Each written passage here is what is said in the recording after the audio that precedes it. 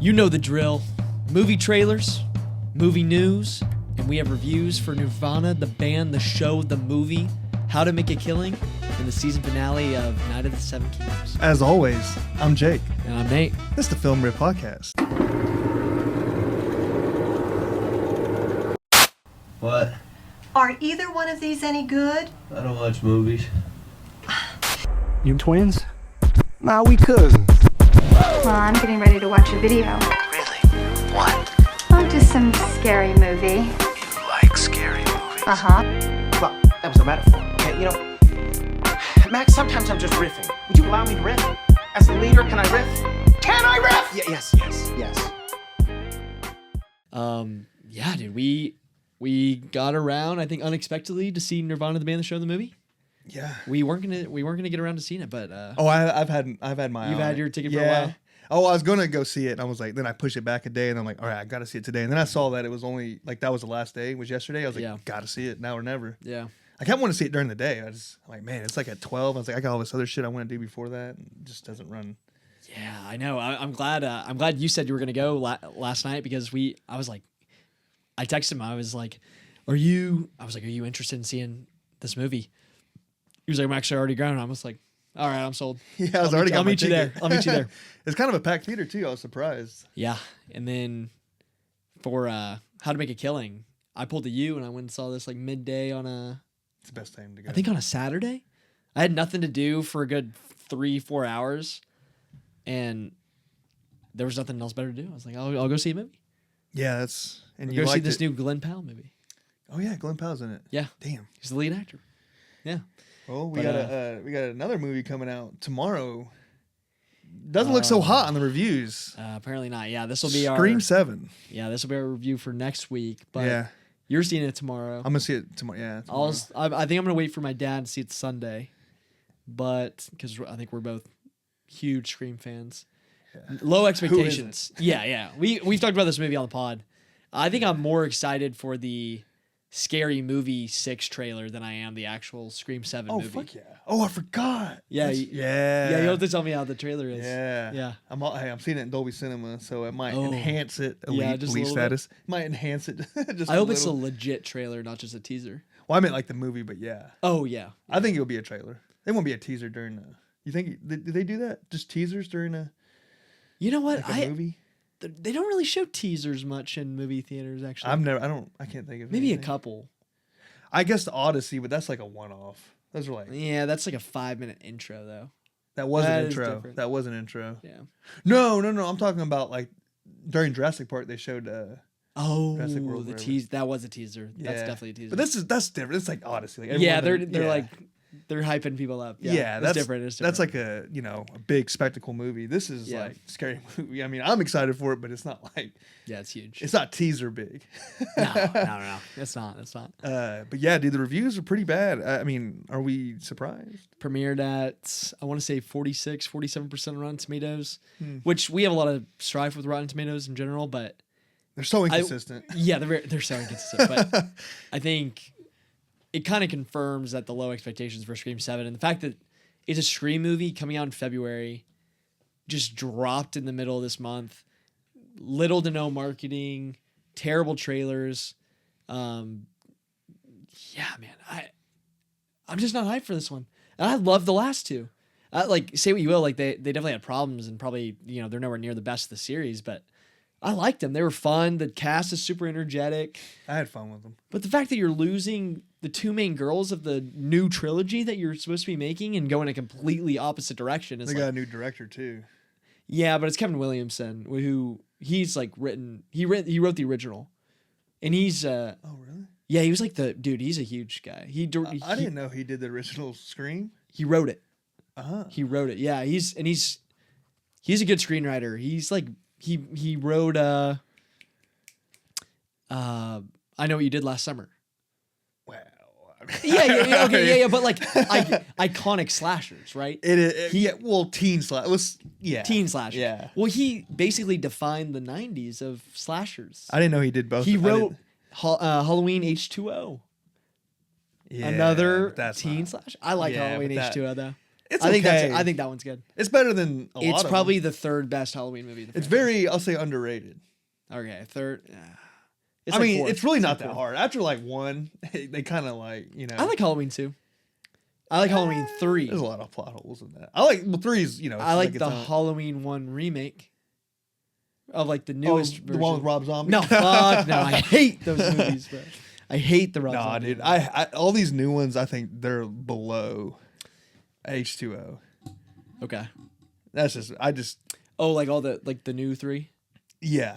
Yeah, I like the first one. The second one takes it into a cool direction with the kind of the mass hysteria of the town. Like that's kind of something cool that they examine more in that one. Yeah. And I like that. But they fought him like old school kung fu style, like just one person at a time. Like, dude, just gang up Yeah, on it him. was so stupid. Like, It the was guy's so like, all right, I'm up next. And he's just fucking just killing And then him. they don't finish him off and just let him get back up and Hey, he yo. kills all of them. So They edge him. Yeah. Oh, and then we always talk about that plot hole with the dad. Like he dies and everyone's like, hey, that sucks. Dad's dead. Yeah, I nobody guess. he has that line in that first movie. He's like, I got peanut butter on my penis. He tries I mean, it's funny. It's funny as hell. That first movie's I don't so remember. funny.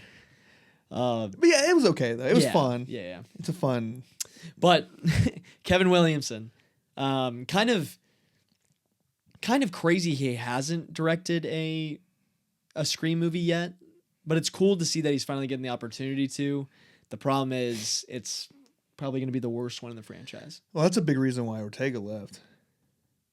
No, she left because Marissa Barrera got That fired. was like another reason, but Yeah, she yeah. also was like pretty outspoken about the new direction the movie is going in, the change, all the Really? changes. Yeah, she was like this is gonna be dog shit. She didn't say that, but like you could tell, like she was like, oh, we're fucked. Yeah. And then that her friend whatever got fired for the Palestine whatever shit. Oh, So yeah. that was like her like, all right, I'm out. Like this is really bad Really? now. Yeah. Yeah, but Jenna Ortega has nowhere else to be, dude. Every project she's in is low key mid. Well, I mean, She's got Wednesday. Okay, Wednesday is like high IP, like good. She's very good in it and everything, but she's kind of in some pretty ass movies. She was in that shitty The Weeknd movie. oh, was she? Yeah, hurry up to or yeah. Hurry Dude, Up I seen some Tomorrow. like when that came out, I saw like on Twitter like some clips from it. I thought it was fake, but it was real. It's Stop doing that, dude. The Weeknd is such a bad actor. Yeah, can't have it all, huh? I enjoyed him a little in terms of campiness and like Oh, you're talking about laughing at it for the fun of it. The Idol. that? Yeah, He- they canceled that show. Yeah. Oh. Say what you will. Lily Rose Depp in that show, incredible. She's such a good actress. Well, real quick on Ortega, Death of the Unicorn was okay. It was ass. No, but it was okay. I'm not. That's not really the thing I'm like harking on. She was in that. Yeah, she's in the line. Well, I mean, she's not like I don't know what. I can't remember what the title was, but A20 or she was in that like she fucks the high school teacher movie with Martin. Fuck. Lawrence. No, not Martin. Not Martin Lawrence. Not Martin Lawrence. Well, I know she was in. Well, I'll let you get this one. I'd say one that her best movie. Her best movie. Yeah.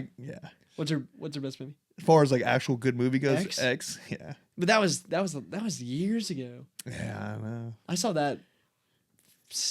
We saw the Sophomore year of high school. We saw or it- of college. we saw it in the same theater at the same time. I don't know if you remember. X. Yeah. Did we? Yeah, you were like I saw you and I was like, I think that's fucking Nate. And then like you were like in front of me. I was like, Nate. And you turn around, you're like, oh shit.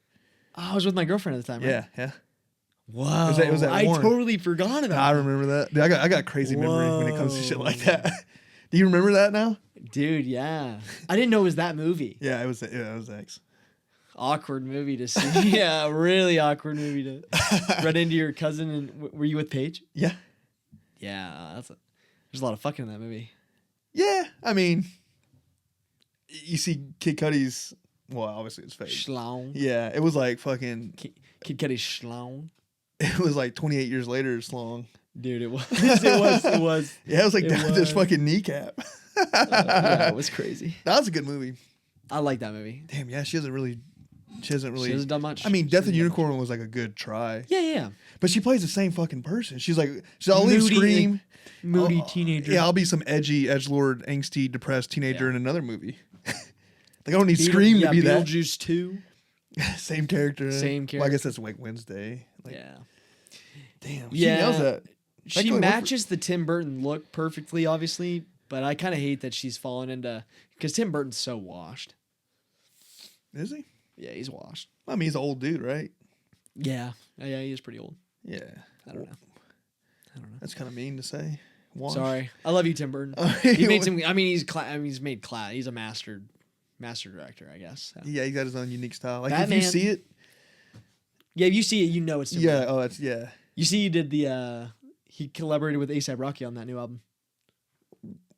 Like how? Like He in like what did way? all the artwork for the Oh, album. art. I was like, was he on there? He designed the cover, but then all the promotional material was like art, Okay. and it was Tim Burton's like drawings. That's cool. It's pretty sick. That's funny. I was thinking he was like Tim Burton on the beat. Yeah, Tim Burton's on the A$AP Rocky album, bro. He's like, man, I'm loose. Beetlejuice, Beetlejuice, Beetlejuice. God, so corny. You know, So A$AP Rocky's like, corny. who the fuck's Tim Burton? Who the fuck is Tim Burton? They're like, hey, we got Tim Burton to do your artwork. He's like, who? The fuck? He's like, No, he did come out. He was like, man, I like that fucking gothic expressionism. You know, I love that shit, dude. There's an interview where he's like saying, and I do think A$AP Rocky is like very like artistic and like intellectually like he has a different perspective on art than I think a lot of other artists do, especially like rappers. maybe. Other than like the big major players who are obviously goats, like Kendrick and Kanye and No, I get what you're Drake. saying. Yeah, I know what you mean. yeah, but not like the Young Thugs or like the I don't know. I mean, he's pretty creative. Young Thug. Yeah, he's all right. I mean, he's all right. No, I'm kidding. Travis Scott. I say he's kind of creative. He is creative. He's good at making a brand. He has that brand. He's Oh my god. yeah. Or, He basically just stole like rock style, like rock concerts, and yeah, literally. which is fine. It's like, well, nobody's ever done this before. Yeah, I'm about to bring rock into Yeah. rap. Yeah. Oh, the rock done atmosphere into. Mm-hmm. That's pretty cool. Yeah. Wow, what a tangent we just went on. Where do we start? Scream? Yeah.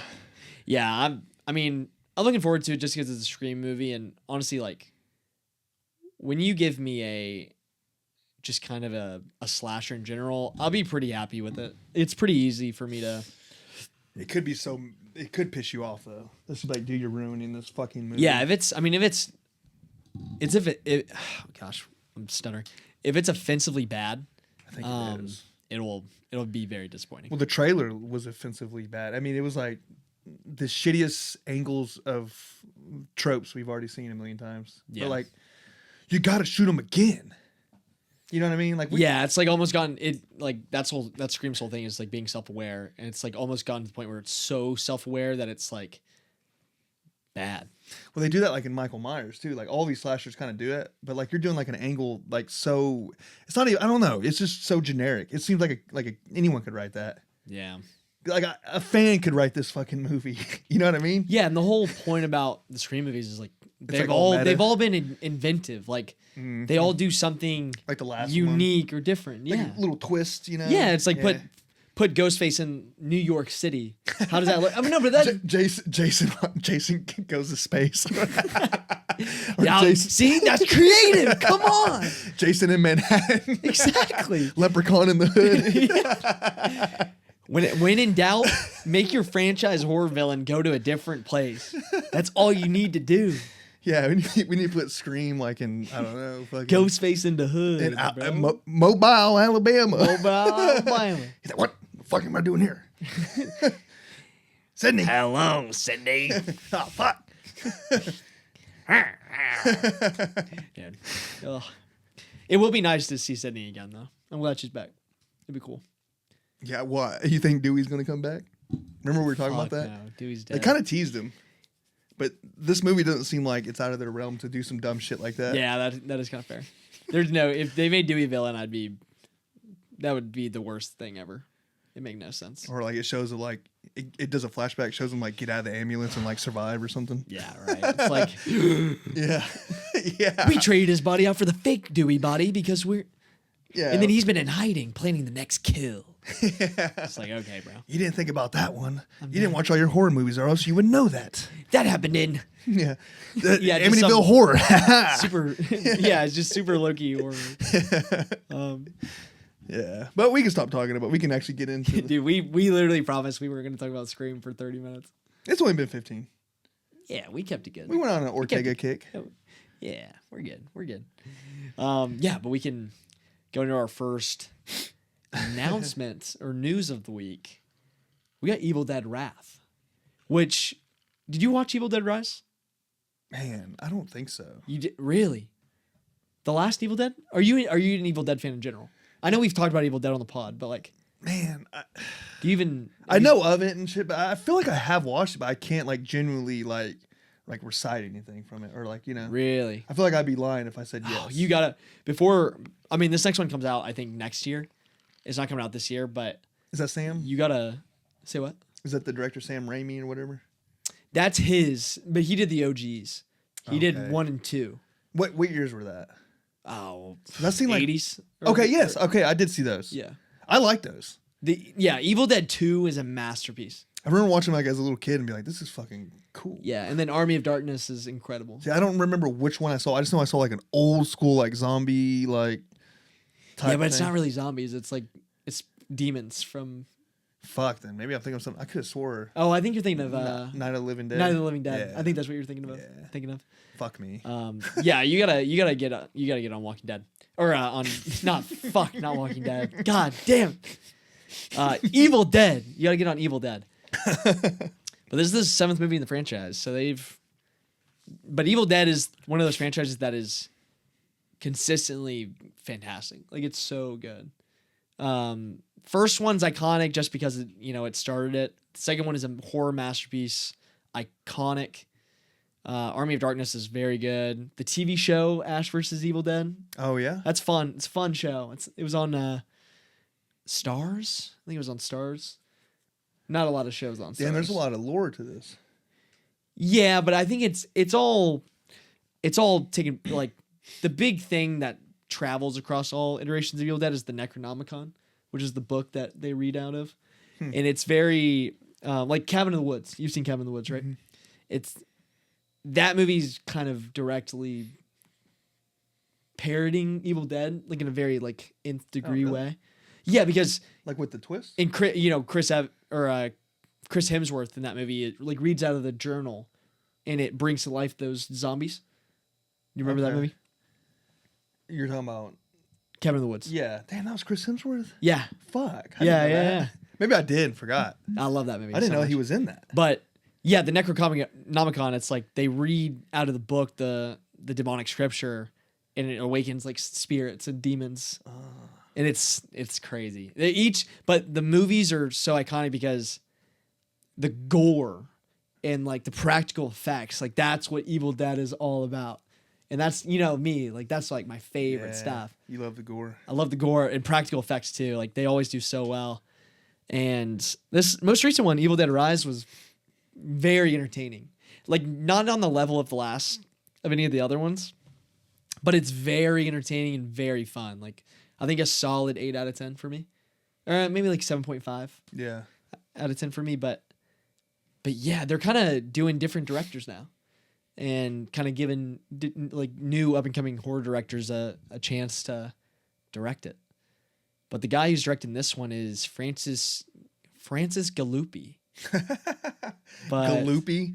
he hasn't done anything that I know of, really. So honestly, I have no kind of prior knowledge on him at all.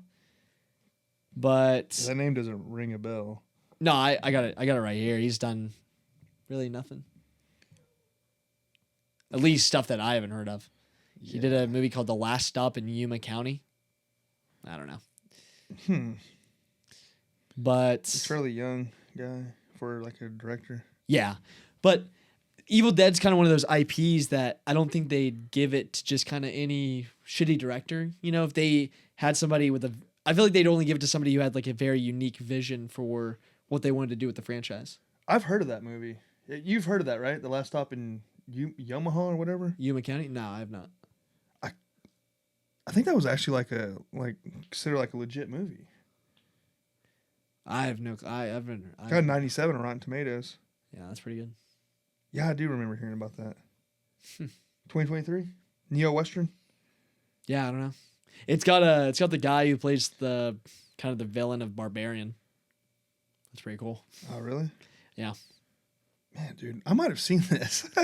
No, there's no chance. No, I think it was like kind of big though. I remember like hearing a lot about it, No, dude. and I was like looking for westerns at one time. I feel like if I haven't heard it, which No, I've heard of this. I know what you're saying, but I've legit seen this like poster and shit. Yeah. I know you think I'm full of shit. I can't prove it either.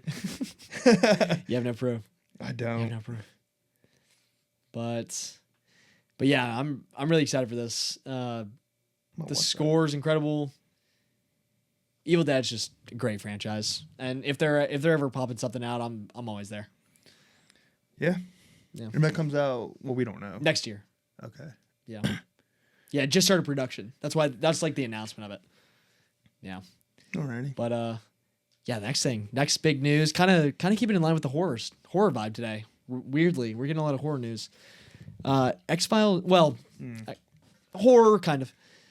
X-Files reboot officially lands at Hulu, starring Danielle Deadwyler, which is crazy. Ryan Coogler's spinoff or reboot of iconic TV show from the 90s. Yeah, that's pretty cool. I'm not a huge fan of Hulu originals. Yeah, they have some good stuff. But some of it's not great. The Bear, which I didn't think that fell off, right? Is that them? No, they're Showtime. No, I like the Bear. They're Showtime though, right? No, Technically? it's Hulu. Oh, I thought it was technically Showtime. They just showed No. Hulu. Okay. It's fully Okay. Hulu original. Yeah. Yeah, I think Hulu's got some gems. But Danielle Deadwyler getting attached to this, pretty great. She's an incredible actress. I think That's a cool last name. right? Especially for a show like X-Files, Deadwyler. That's kind of cool. Deadwyler. Excuse me. Yeah, she got nominated for an Oscar, I'm pretty sure, for Till, which is a movie that came out probably 3-4 years ago. But she's great. I think she was most recently in that Woman in the Yard movie, which I heard was awful. But I don't take that as a reflection on her as an actress. She does very... It's kind of cool because I think she tends to do... I want to say she really only has done movies with like black directors. So I don't know. It's kind of... But it's like, it makes sense that Ryan Coogler cast her and like she's attached to this. You know what I mean? Like it kind of falls in line with like the project she's been choosing, I guess. Yeah. But she's also in I Saw the TV Glow. She's in that? I guess so. I just That's saw not that. a black director. No, it's not. But yeah, I don't know. There went that. Yeah, there went that theory.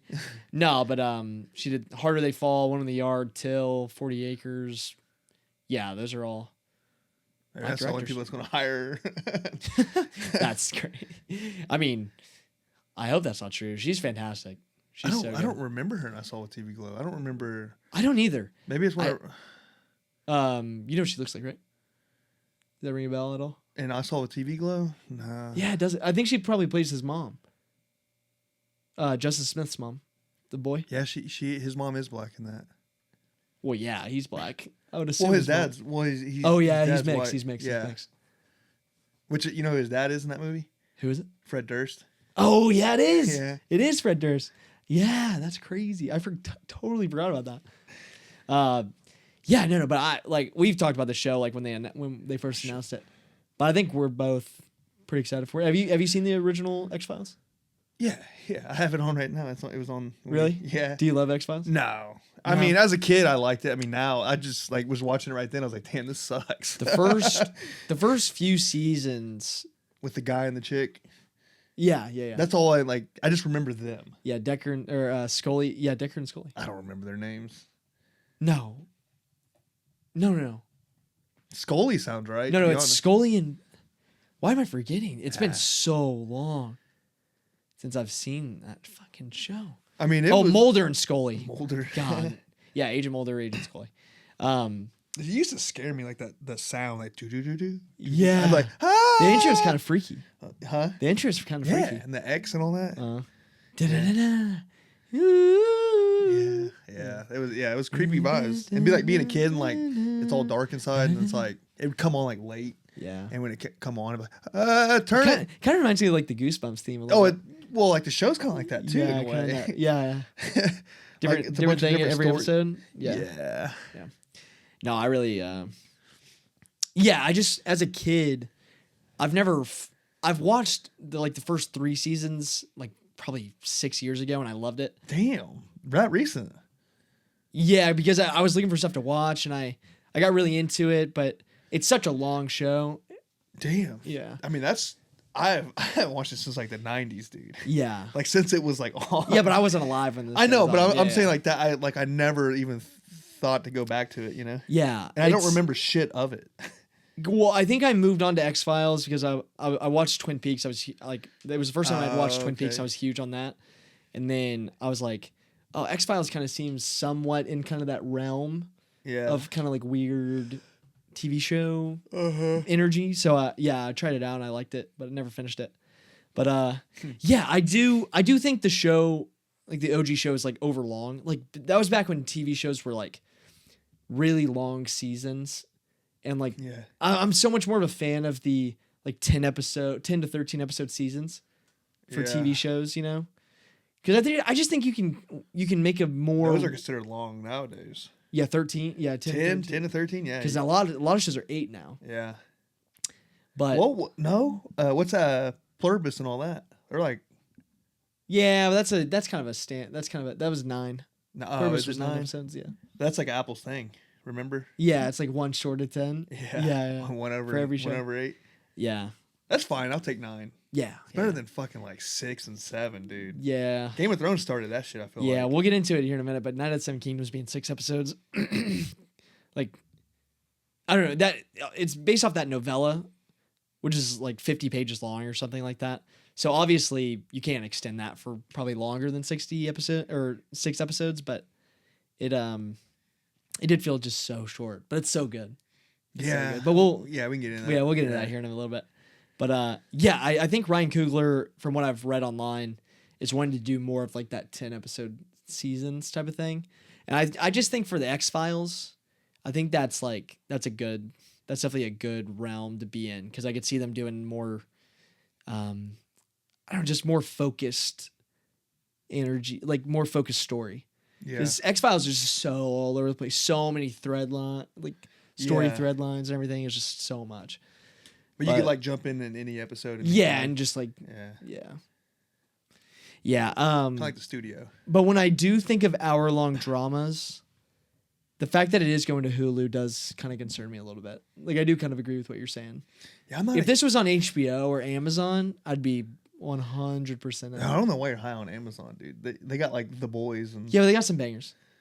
They got this is some like our absolute 5th time talking about it. And I know, I know. I'm like, what's the Amazon show? And you're like, you start naming them, like, fuck yeah, they suck. bangers. The Boys, Invincible, Fallout. Fallout's good. Okay, Fallout's okay, good. okay, I'll give you that. They got some other stuff. Your Maybe not Future? stuff that I've watched personally, but the stuff that I've heard is very good. Okay, that's fair. They That's got fair. some stuff. You They got name, some you stuff. name, yeah, some decent ones. Yeah. Invincible. Yeah. So Hulu obviously like a little concerning, but I think Ryan Coogler will pull it out. He's directing the first episode. Oh, I thought he was doing the whole thing. I think just the first episode. Oh, dude, there they go again. They're using his name to make it sound like but he's like producing it, right? And Yeah, he's producing So it. he's not gonna want to put his name on some bullshit. I don't think Ryan Coogler would. You'd hope not. Well, maybe, yeah, but maybe it's not up to him, I guess. I mean, it is, but like, it's still not his style. Yeah. He doesn't strike me as the type of guy that would like allow that. I hope not. He's very. So, I mean, you're putting If your you money on if you it. hear him in interviews, he's very like. He's kind of like reserved, and he's like. Sounds like Marshawn Lynch when he talks. He's like, yeah, I'm from the Bay Area. Shit. Yeah, but he's like super intelligent. He's like crazy, like. Well, I'm not saying he's not. No, I'm just- yeah, I'm but just like saying he, but he has, does, like, yeah, because he's like he's in he's the like Bay Area. California, Bay Area. yeah, Bay Area, yeah. But he's like, yeah, and then I like use this special lens, and but he's kind of got like Is that your Bay Area accent? he's kind of got like a draw. He's got like a draw, like a California like draw or something. It's that. I mean, that's how they talk over there. Like, yes, I can't do it. It's terrible. But listen to Marshawn Lynch talk. It's like identical to that. Yeah, No, that is true. Yeah, it is. And that's very where similar. he's from. Yeah. It's very similar. Huh. Yeah, you're right. I mean, all kind of. That's just where you grew up. That's just how you're going to talk. That's You how know. talk. Yeah. Yeah. Fair. I think it sounds cool though. Yeah. Yeah. Hey, No, I it's a can't cool. do it. Yeah, I dude, can't. Ryan Coogler sounds like one of the coolest dudes ever. Yeah. Like the way he talks, it's awesome. Yeah, but I'll watch it. I'll try it out for sure. Yeah, you gotta give it a shot. Yeah, you gotta give it a shot. Give it a shot. But I just hope I hope that first episode, like directed by Ryan Coogler, isn't such a banger and then just falls off. Yeah, that would suck. Because you know he's gonna like put some crazy cinematography and like. He's gonna make his first episode the best one. Yeah. Oh, yeah, he has to. Like He the has budget's to. like 90% on the first episode. exactly. And there's just dog shit. Yeah. That does happen for a lot of pilots. Sometimes pilots are the best episodes of some of these TV shows. Yeah, but that's because like they need to like they're shopping it. Right? They gotta get this, people, yeah, This yeah. is like we're already like. Yeah, they put so much effort into it. But this because- they don't have to, right? Does that make sense? Well, it's got They don't have to. he's Ryan Coogler making something like, all right, we It's trust IP you. and it's Ryan Coogler Yeah. like rebooting it. Whereas so. if you're like you're trying to like, hey, we're nobodies trying to get this shit Yeah. out there. Yeah. Yeah, I agree with that. Yeah, but the next piece of news, we got the Lance Armstrong biopic going to Apple. Yeah. Did we That's not know that? we can gloss over this one pretty fast, but no, we didn't know. We talked about the We movie. speculated. We speculated, and we were. I think we specifically talked about if this went to Apple, That'd be good. that'd be a good thing. Oh, now here's where I'm at. I think I'm always like this. I'm always like, yeah, but their movies are they haven't proven themselves to me on movies. I think TV shows for sure. TV shows, yeah. Movies, but They did have charity. but they're very. yeah. They're the best at. I mean, so far. They have potential. Yeah, they have potential to be very good. at I'm movies. not like, oh, it's a shoe in, but I'm also Yeah, but like, you're there. You're but kind I'm of like, around all there. right, yeah, I could, yeah. It's not like Netflix taking over. I'd have been like, fuck, Yeah. Yeah. Oh, yeah, dude. If this was coming out on Netflix, this shit would be Oh. dead in the water. God. Especially a Netflix biopic, done, out. Yeah. It's done.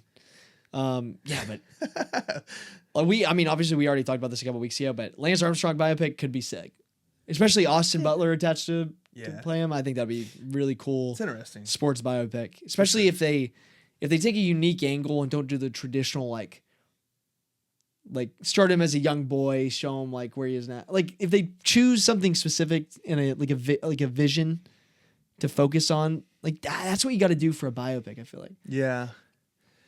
But that shit is interesting though. it is. Because everyone knows Lance Armstrong, but no one really like knows. Like he's a yeah. biker, so no one like dive. He's not like Michael Jordan, where everyone's like, Yeah. I gotta know everything about him. Yeah. It's just like I just know he's the guy who rides bikes really good, got busted for doping and lost a nut. Yeah, that is very true. So And they like, got all of his medals stripped away. which is crazy because they went back and like they tested everyone and like they Yeah, went to like the yeah. 60th person was like the only one Dude, that was clean. Almost every major athlete is doping in some way or another. It just is if you get caught or if you have trace amounts whenever you get tested. Specifically, especially for cycling. Oh yeah, track and field, cycling. There's no way you can finish that shit without like what do they call Doing it? something, What's yeah. the race that they do? Oh, the Cirque de France. I guess so. Yeah. Yeah. That. Oh, it's insane, yeah, dude. It is it's- one of the it's like most you gotta intense. be doping. Yeah, it's one of the most intense, just sporting events in the world. Aren't you like it's driving through or crazy. riding your bike through a country? Yeah, I mean, it takes place over like 30 days. It's like God, you're like hundreds of miles a day. Fuck, dude. It's insane. It's wild. Pissing blood and shit. Yes. Yeah. Fucking A, dude. Yeah. It's Yeah, unreal. let that motherfucker exchange his blood out, Yeah. Yeah. Let me get some peptides in there. Dude, Come on. There's a UFC fighter got caught by doing that. The blood shit. Oh yeah. And it's like it's one of those That's things where like, oh, you're cheating. Yeah. That's like some like you gotta get like really taking your blood out and putting like fresh blood in or whatever the fuck. Or you hold your blood. You take Yeah. your blood out and then whenever you need it, you put it back in. It's crazy. It is crazy. And it makes you like your cardio insane. Yeah.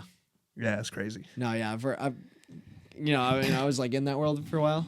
Not UFC, but like running. Yeah, No, I running. meant, Yeah. Well, you made it sound like you were like doing it. Yeah, no, yeah. I was doing that shit for a You're long doping. time. Man. Had some crazy effects. No, but yeah. Like, you just hear about stuff. Oh yeah. Just certain things that people do to make themselves better. at the Enhanced. sport. Yeah, enhanced. Yeah. yeah. Yeah. But Yeah, we can move on. Go Apple, bro. They better make this shit good. I'm excited for it. Better make this thing good. I'm really hyped about this because we've speculated on this for a while, but it finally came out in an interview, which I don't think he was supposed to say it or like he didn't mean to say it, but Christian Bale officially starring in Heat 2. Did we not know this? It was rumored. We talked about it being rumored, Yeah. but there's been no official announcement made. Okay. But he was in an interview and for The Bride that's coming out soon. He was like, yeah, I'm actually about to hop on a plane and go film Heat. Oh, he knew. Heat 2. Yeah, he knew what he If did. that wasn't supposed to be on there, that wouldn't have got out. His team that's they sitting there watching the interview would step in, but hey, we're gonna take that. Yeah, come on. We signed a bunch of papers saying that. Yeah, we dude, could, but we that's- could edit this. That's like best case scenario. Getting Christian Bale. Yeah, that's great. And Christian Bale, Leonardo DiCaprio, Adam Driver, and Austin Butler, I think. no, Yeah. I think it's all these guys. I didn't even heard. I just Yes. heard Leo and no, Christian Bale. because remember what I told you about Heat 2? It goes into the future Yeah. Okay. and then to the past. It's the future. It like goes back and forth. so when you say, oh, it's like flashback. It's like a prequel and a sequel at the same time. Oh, like, so it's going back. Yeah. Oh, okay. That's what I was going to ask. I was like, what? Because this is like number 2, right? So I'm like, Yeah. who are these characters that they're playing? Yeah, Is this dude. new It's characters. Christian Bale, Adam Driver, Austin Butler, Damn. and Leonardo DiCaprio. Dude, So that's so sick, bro. I'm so juiced for Heat 2. If they can pull off Heat 2 as good as Heat 1, which I doubt they will.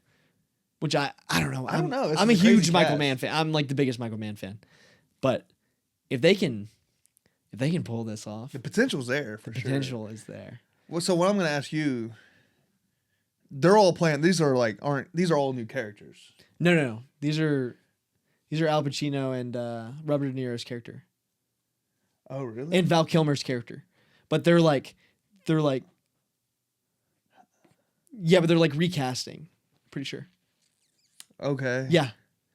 So I wonder how much further in the future they're going. Because I think Adam Driver is playing younger Al Pacino. Younger. Yes. So he'll be and in the then flashback Austin scenes. Butler is playing, I'm pretty sure, younger Val Kilmer, maybe. And then the older versions are Leo? Leo and Christian Bale. But I don't know exactly who they're playing. I gotta, I've been meaning to do this. I'm gonna read Heat 2, the book, or like Don't do that. I'm gonna read it. No, So there is a I book? have to read. God damn, everything's a book. Yeah, everything's Fuck. based on books. That's crazy. Yeah. What do you think people are? You think people are creative? I Think people in the movie industry are creative? think Tarantino might be. No. Don't even start with that, dude. He's creative, but like he's derivative as fuck. But he wears it on his sleeve.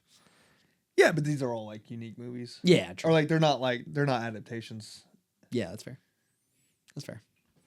Yeah, but dude, Christian Bale being attached, I don't know, all these actors being attached. I feel like it can't be like these It's are like Odyssey level. Yeah, these are talent. all guys that don't really choose bad projects. Low key, this is better cast than Odyssey, talent wise. Oh yeah, 100%. I feel like that. I agree. Yeah, I definitely agree with that. I definitely agree Odyssey with just has no. They might have about the same. that. Yeah, it probably equal. Yeah, there's less people in Heat 2. Yeah. though. But god damn, it's like yeah, you stacked. got I It's don't top know. heavy. You got hella people in the Odyssey. Yeah, but you got Leo, you got Christian Bale, Adam Driver. Adam Driver, yeah, well, Austin Butler. Adam Driver's definitely a household. Yeah, he's but, A-list. I mean, I would take like Tom Holland, or like far as like A-list, big name. yeah, Tom Holland, that's fair. That's fair. John Bernthal. I would take him. Wait. Yeah, I would take him. No. No.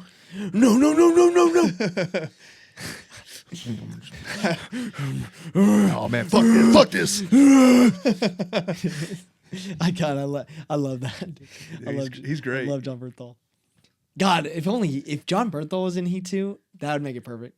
Nah. You see, no. No. He ain't right. He's all right. Yeah, but Heat 2, hopefully a banger. Star-studded cast. Christian Bale getting added. Very cool. Very cool. We can get into trailers. Yeah. We can start with it was a teaser. We'll start with the teaser. Yeah.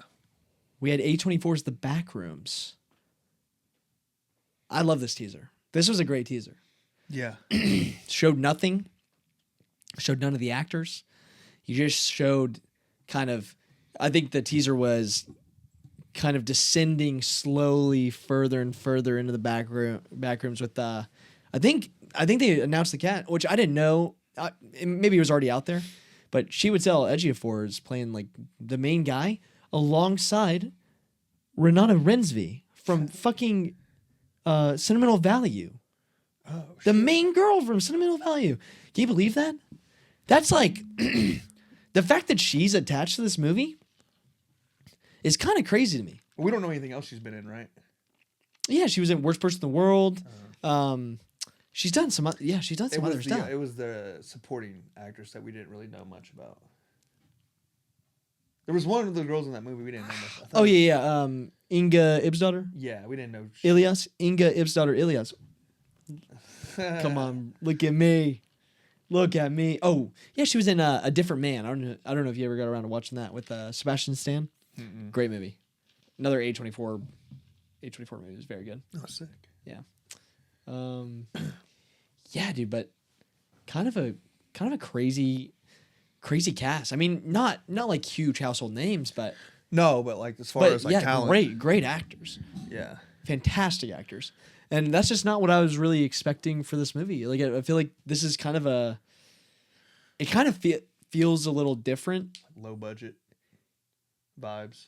Yeah, but in a good way. Like if SoundCloud was a director. No, that's no. I don't think that. I don't mean that in a bad way. Yeah, but I think this is like they're gonna, because obviously this is based off the YouTube video, whatever, Of the guy who's making the movie. Yeah, and he's making the movie. Yes, So but that's what I'm like saying, like that SoundCloud. It's just like a Rags to Riches. like the to animation, Riches. all that's like, you know what I mean? Like Yeah. it's a kid doing it on YouTube, and then now it's like in Yeah, and he gets to expand on his vision. That's like really cool yeah. So it's like a SoundCloud rapper getting picked up by by a label. like in a way. Well, I don't know what else you would. Yeah. We would I just feel like the compare music. it. Yeah. I mean, yes. Yeah.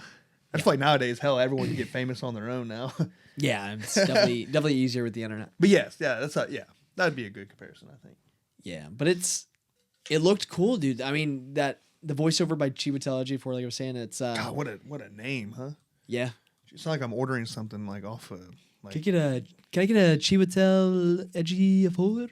yeah, and some marinara sauce. Bro, what? It's the way you That's said Italian. That's the way you said his name. Chiwetel Ejiofor. It sounds like an Italian name. Chiwetel. Sounds like a fucking like a name brand. Chiwetel. Yeah, it's Chiwetel. Chiwetel Linguini. Gucci. Gucci. I don't know. It's a Gucci. It's a Gucci. Oh no, stay longer. House of Gucci. No, dude, but yeah, the voiceover is very good. He's basically kind of like, I went in the back rooms, and it just keeps going down further and further. There was no way out. That was a terrible impression, but like that's kind of along the lines of what he's saying in the teaser. But it's like eerie. It's very eerie, and I think it's just the set design of like that original video that's like so creepy because it's like barren, and it just reminds me of, and it's kind of crazy because I used to go do this with my dad, because his company has like a lot of lease spaces, right? Commercial lease spaces. So I'd go, and a lot of the time I'd walk into like a building and demoed or like built from the inside, and it's like plastered walls and it's just like like just walls and walls of just white drywall and like nothing else. And I would just like go and like run around and play when I was like really young. It kind of reminds me of that because like, you know, the set's just like it's all one color and it's just like walls and little windows and couches, and It kind of reminds me of like a place like where like you get like an insane asylum, like yeah, or, like a little you're like a bubble room or Yeah, something. and it's all like bright, like green, and Yeah, you know what I mean. it's creepy, dude. Yeah. It's creepy. I think this movie has potential to be very like a huge, like a very big win for them. That'd be cool. Yeah. I'm really excited for Undertone. That's coming out soon. Yeah. But this is definitely the most anticipated like A24 horror movie for the year for me. So far, we have So far, there's yeah, gotta yeah, be from what something. they've released, Yeah. that they're like distributing. But I just don't trust these YouTube. Well, I guess I shouldn't say that. Philippo Brothers, That's what do you I'm mean? saying. Well, yeah. Yeah, I think this is gonna be Are good. they an outlier though? They might be an outlier. We'll see. We'll see. But shout out Kane Parsons, the guy who Fuck Obsession. That's another. the YouTuber. director. Sorry. Succession. Obsession. Oh yeah, Obsession. Yeah, The YouTube. This is like the YouTube year. yeah, it is. It is. Well, I guess last year too. Shelby Oaks. Chris Stuckman, baby, come on. Yeah, dude. But very, very much looking forward to this movie. How old is that director? Like 19. He was 19 Oh. when he got signed on to direct the movie. I think he's probably like 20 now or something. It's crazy, dude. Yeah, it is wild. That's It's insane. a huge achievement. That's- Huge achievement. It's insane. Yeah, Good for him. yeah. But yeah, we can move on to the next trailer. There's a lot of horror. A lot of horror. Teenage Sex and Death at Camp Miasma trailer came I out. thought you said camp my ass. Camp my ass in my mima. I don't know. But yeah, new movie from I don't know how to say the last name. Jane Schoenbrunn.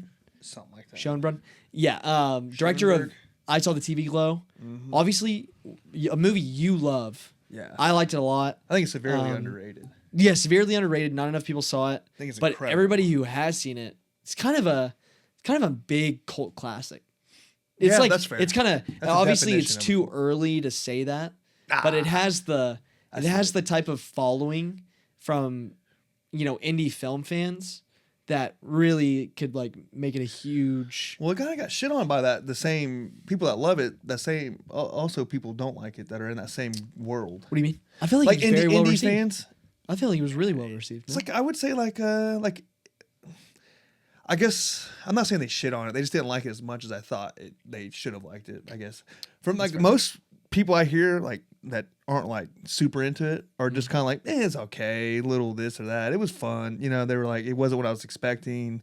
That was a lot of it. Everyone thought it was gonna be like a horror movie. Yeah, which in a way it is. Like there are some parts of that movie that are like really eerie and like unsettling. I would say it's a coming to age movie disguised as a horror movie. Yeah, disguised as a horror movie. Yeah, like because it's basically kind of discovering your identity because the main character ends up kind of being It's trans. it's like a closeted trans because I don't think he ever transitions in the movie, but he ends up like not accepting that part of himself, Yeah. and you see him like become just depressed and sad, And that's another thing is like it's not a happy ending, so that kind of threw people off. yeah, very very very sad ending, dude. I still think of that scene where I think in the movie it's all the his time. birthday party, or he's at that At the birthday end, party. The ending. Yeah. It's Oh, is that the final scene? yeah. Dude, that was haunting. When he goes and screams in the Yes. bathroom and he can't, or it's like some weird hallucination shit. Yeah, it was. It's like yeah. Yeah, that shit fucked me up. I can't lie. Yeah, he's having an anxiety attack. Yeah.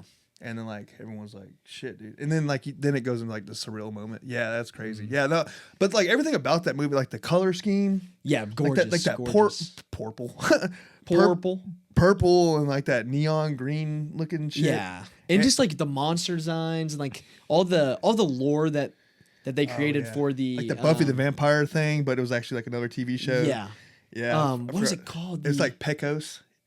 The yeah. No, you, that you, was you want to not know it. why I know that was that? not even close to what You want to know why I know it's close to that? Because there's a It's storm not. chaser named Pecos Hank, and that's when they said that in the movie. I was like, Pecos. That's Pecos. not what the show is called at all. It's Pecos something. No. I just that word is involved in there somehow. It's close to it.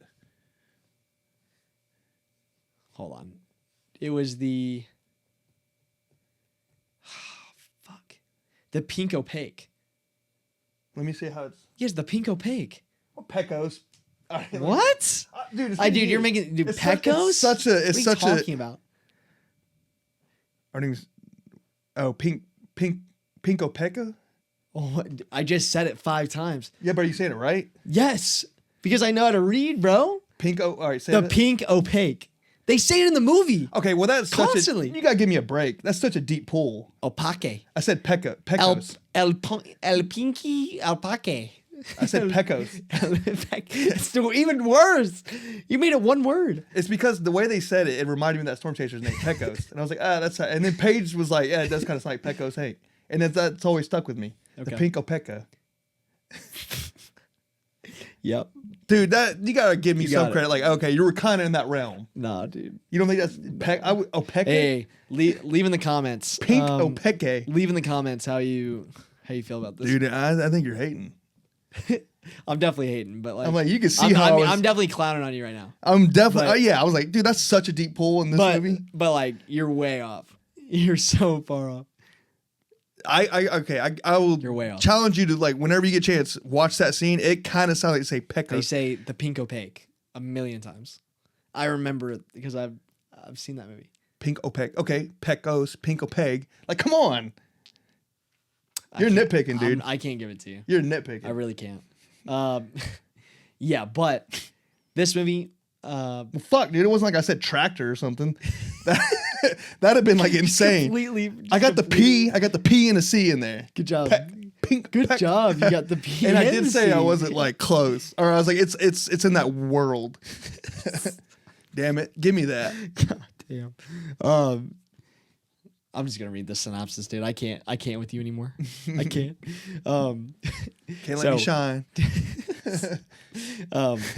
Teenage sex and death at Camp Miasma follows a queer filmmaker who becomes obsessed with the reclusive final girl of a fictional 80s slasher franchise, drawing them both into a surreal psychosexual nightmare.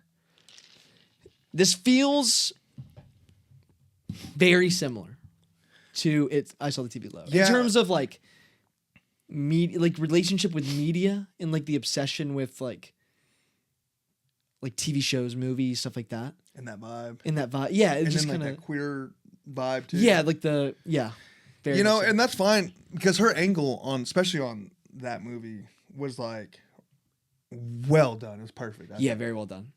Just the imagery and the symbolism and Because they made something everything is about very good. like that story in particular, the kid being like trans and then never like accepting it.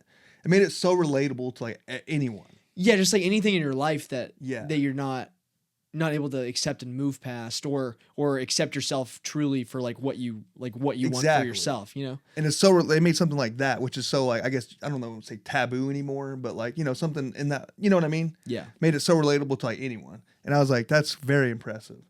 So the fact that it's happening with this movie. Yeah. Like we'll see. It could be like great. This movie, okay, in terms of the trailer, I don't know if you got this vibe.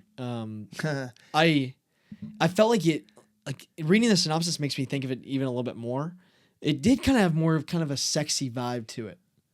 Like it felt very it felt a little bit more risque than I Saw the TV Glow. Well, you know what I mean? well, this is like a teen. Yeah, teen slasher. Like yeah, so and it takes place at a summer camp too, I'm pretty sure. This Yeah. movie. So it's gonna be like that campy. Like we already saw like the blood like fucking Exploring that. That was cool. I like that. But it's gonna be cool like shot. over the top, like slasher, like horny. And we have already heard someone's like what their sexuality is in the synopsis, right? Like they said queer girl obsessed Yeah, with I think another that's. chick. I mean, obviously, Jane Schoenbrunn is like trans herself or themselves. So like, fuck. God, You talking about two people? cut that out. I'm getting canceled. Fuck. No, themselves. Yeah. So it's like that's obviously probably going to be like a huge part of like her filmmaking style. If you want to get real technical about it, I don't think she identifies as trans. I think she identifies as like trans femme. I don't. It's like Oh, is it something? she's else? trans, but she doesn't identify as trans, so you can't God call her damn it, trans. I misgendered her. Fuck. I'm canceled. I'm fucking double canceled. Yeah, dude, you gotta be careful with her. I mean, I don't know. I liked her, so I looked her up, and like I was, Yeah, I learn more was, about- I was genuine, or what do you call that? Interested? Yeah, Yeah. like her curious. style. You're Yeah. curious. Yeah. So I was just looking into her, and I was like, man, I don't know what you call her. Yeah. Well, we won't hark on that too much, but yeah, obviously like queer identity is like a huge part of her films, so it's pretty cool. Gillian Anderson, huge. We were talking about X-Files earlier. She plays Agent Scully in the X-Files. but she's in this movie, which is a huge pull because Gillian Anderson's she's in a lot of movies, but she's always she's a really good actress. So that's pretty cool. I don't know if I know the main girl though. Is it the girl from Now you sent me a trailer. I don't know if it was that one or another one, but the girl from Sydney Sweeney's show. Euphoria? Yeah, there's a girl. No, that was That's the other trailer. That wasn't even who you think it was. You're thinking of Maude Apatow, but it was Iris Apatow, the sister. Oh, it's not even her? No, that's her younger sister. She looks just like her. Yeah. But they're both Judd Apatow's kids. You know that? No. Oh no, you're thinking of Barbie Ferreira. Yeah. Oh yeah, you're thinking of Barbie Ferreira. Okay, yes, yeah. You sent me a trailer. I know. I'm over Judd here. Apatow, I was like, I don't think this Yeah, I don't think that's real. Dude, I was about to go on a tangent, but yeah, you brought me back. You brought me back. You know what I'm talking about, right? Yes, that. No, but what trailer is that? Was that not this one? No. Okay, you sent me a trailer. I watched. I did send you that trailer. I was like, I gotta bring that up. Yeah, I know who that is. I didn't bring it up on today because I didn't really care too much about it. Oh, Like okay. it didn't really do much for me. Okay. But yeah, I don't know. The main girl is Hannah Einbinder. That sounds so familiar. Oh, she won an Emmy. What did she win for? Oh, she's the main chick in Hacks. I was about to say that. Yeah. I was like, I know her. Yeah. No way. That's Yeah. crazy. Yeah, I didn't know that. Yeah, that's cool. Okay, I like her. She's Yeah, okay. Yeah, she's good. But she's good in that show. She's pretty hot in that show. Yeah. For the first episode. I agree. I agree with that.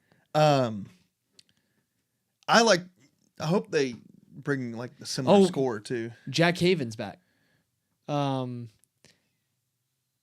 the first movie. What first movie? From I Saw the TV Glow. Or not, from Dude, I'll be honest, I don't remember anyone other than the main guy. Justin Smith? I mean, I remember This was and the his- chick. This was the main chick. Oh, I thought that was a boy. I think they're also trans. Jesus, dude. I can't keep up, dude. I don't know what her... She doesn't identify as anything, dude. You gotta be careful. You gotta say like you just gotta make a sound. Okay, Bridget Lundy Payne. Yeah, that's what I knew. That's what I knew her acting name as, but I guess they go by Jack Haven now. Jeez. So so I saw the TV Glow. That's like his girl or the girl. He's like, Yeah. okay, Yeah. So she's in it. so that's Or gonna be they're- like she's they're like in one of it. those people that's He's like in it. always in her movie. They're in it. Fuck, dude. I can't. We're do this. cooked. I can't We're do so it. canceled, bro. We're so Yeah. canceled. Fuck. Ava Victor, who wrote and directed and starred in Sorry Baby. She's also in it. Oh shit. I have not seen it yet. It's on HBO. I really need to watch it. I've heard it's fucking fantastic. Dude, this is like the Trans Avengers right now. This is like the elite.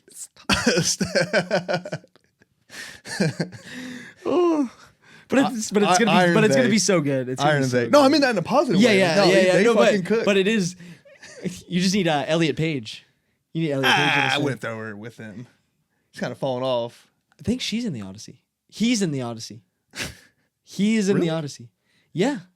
Oh, okay. I didn't know that. God damn, dude. Is there anyone? Fucking Epstein's gonna be in it. Epstein's in the Odyssey. They're gonna pull up to some random island in the Odyssey, and it's gonna be Epstein. with Dude, all- I can't tell. Like when I look at the cast billing, I'm like, is this the Epstein files or this fucking Odyssey? Fucking Yeah, dude. It's like so many famous people. Oh my god. Yeah, I don't know. Teenage Sex and Death at Camp Miasma looks good. We're very hyped. If you haven't seen I Saw the TV Glow, watch it. Let us know what you think. Yeah, for sure. Definitely recommend. Oh, also I want to say the score in that incredible. Very good. Well, the Very- needle very good. drops. Is that considered a score when it's just like a soundtrack? It's different. It's different, but Okay, the well- score itself was good. The song that's like the songs in that movie are very good too. Yeah, I went Because they had Phoebe Bridgers did a song. I don't She's know. the one who's singing in the bar scene. I'm pretty sure. Oh, okay. I think, if I remember correctly, there were 2 song sequences. I'm pretty sure. I'm pretty sure. I can't remember.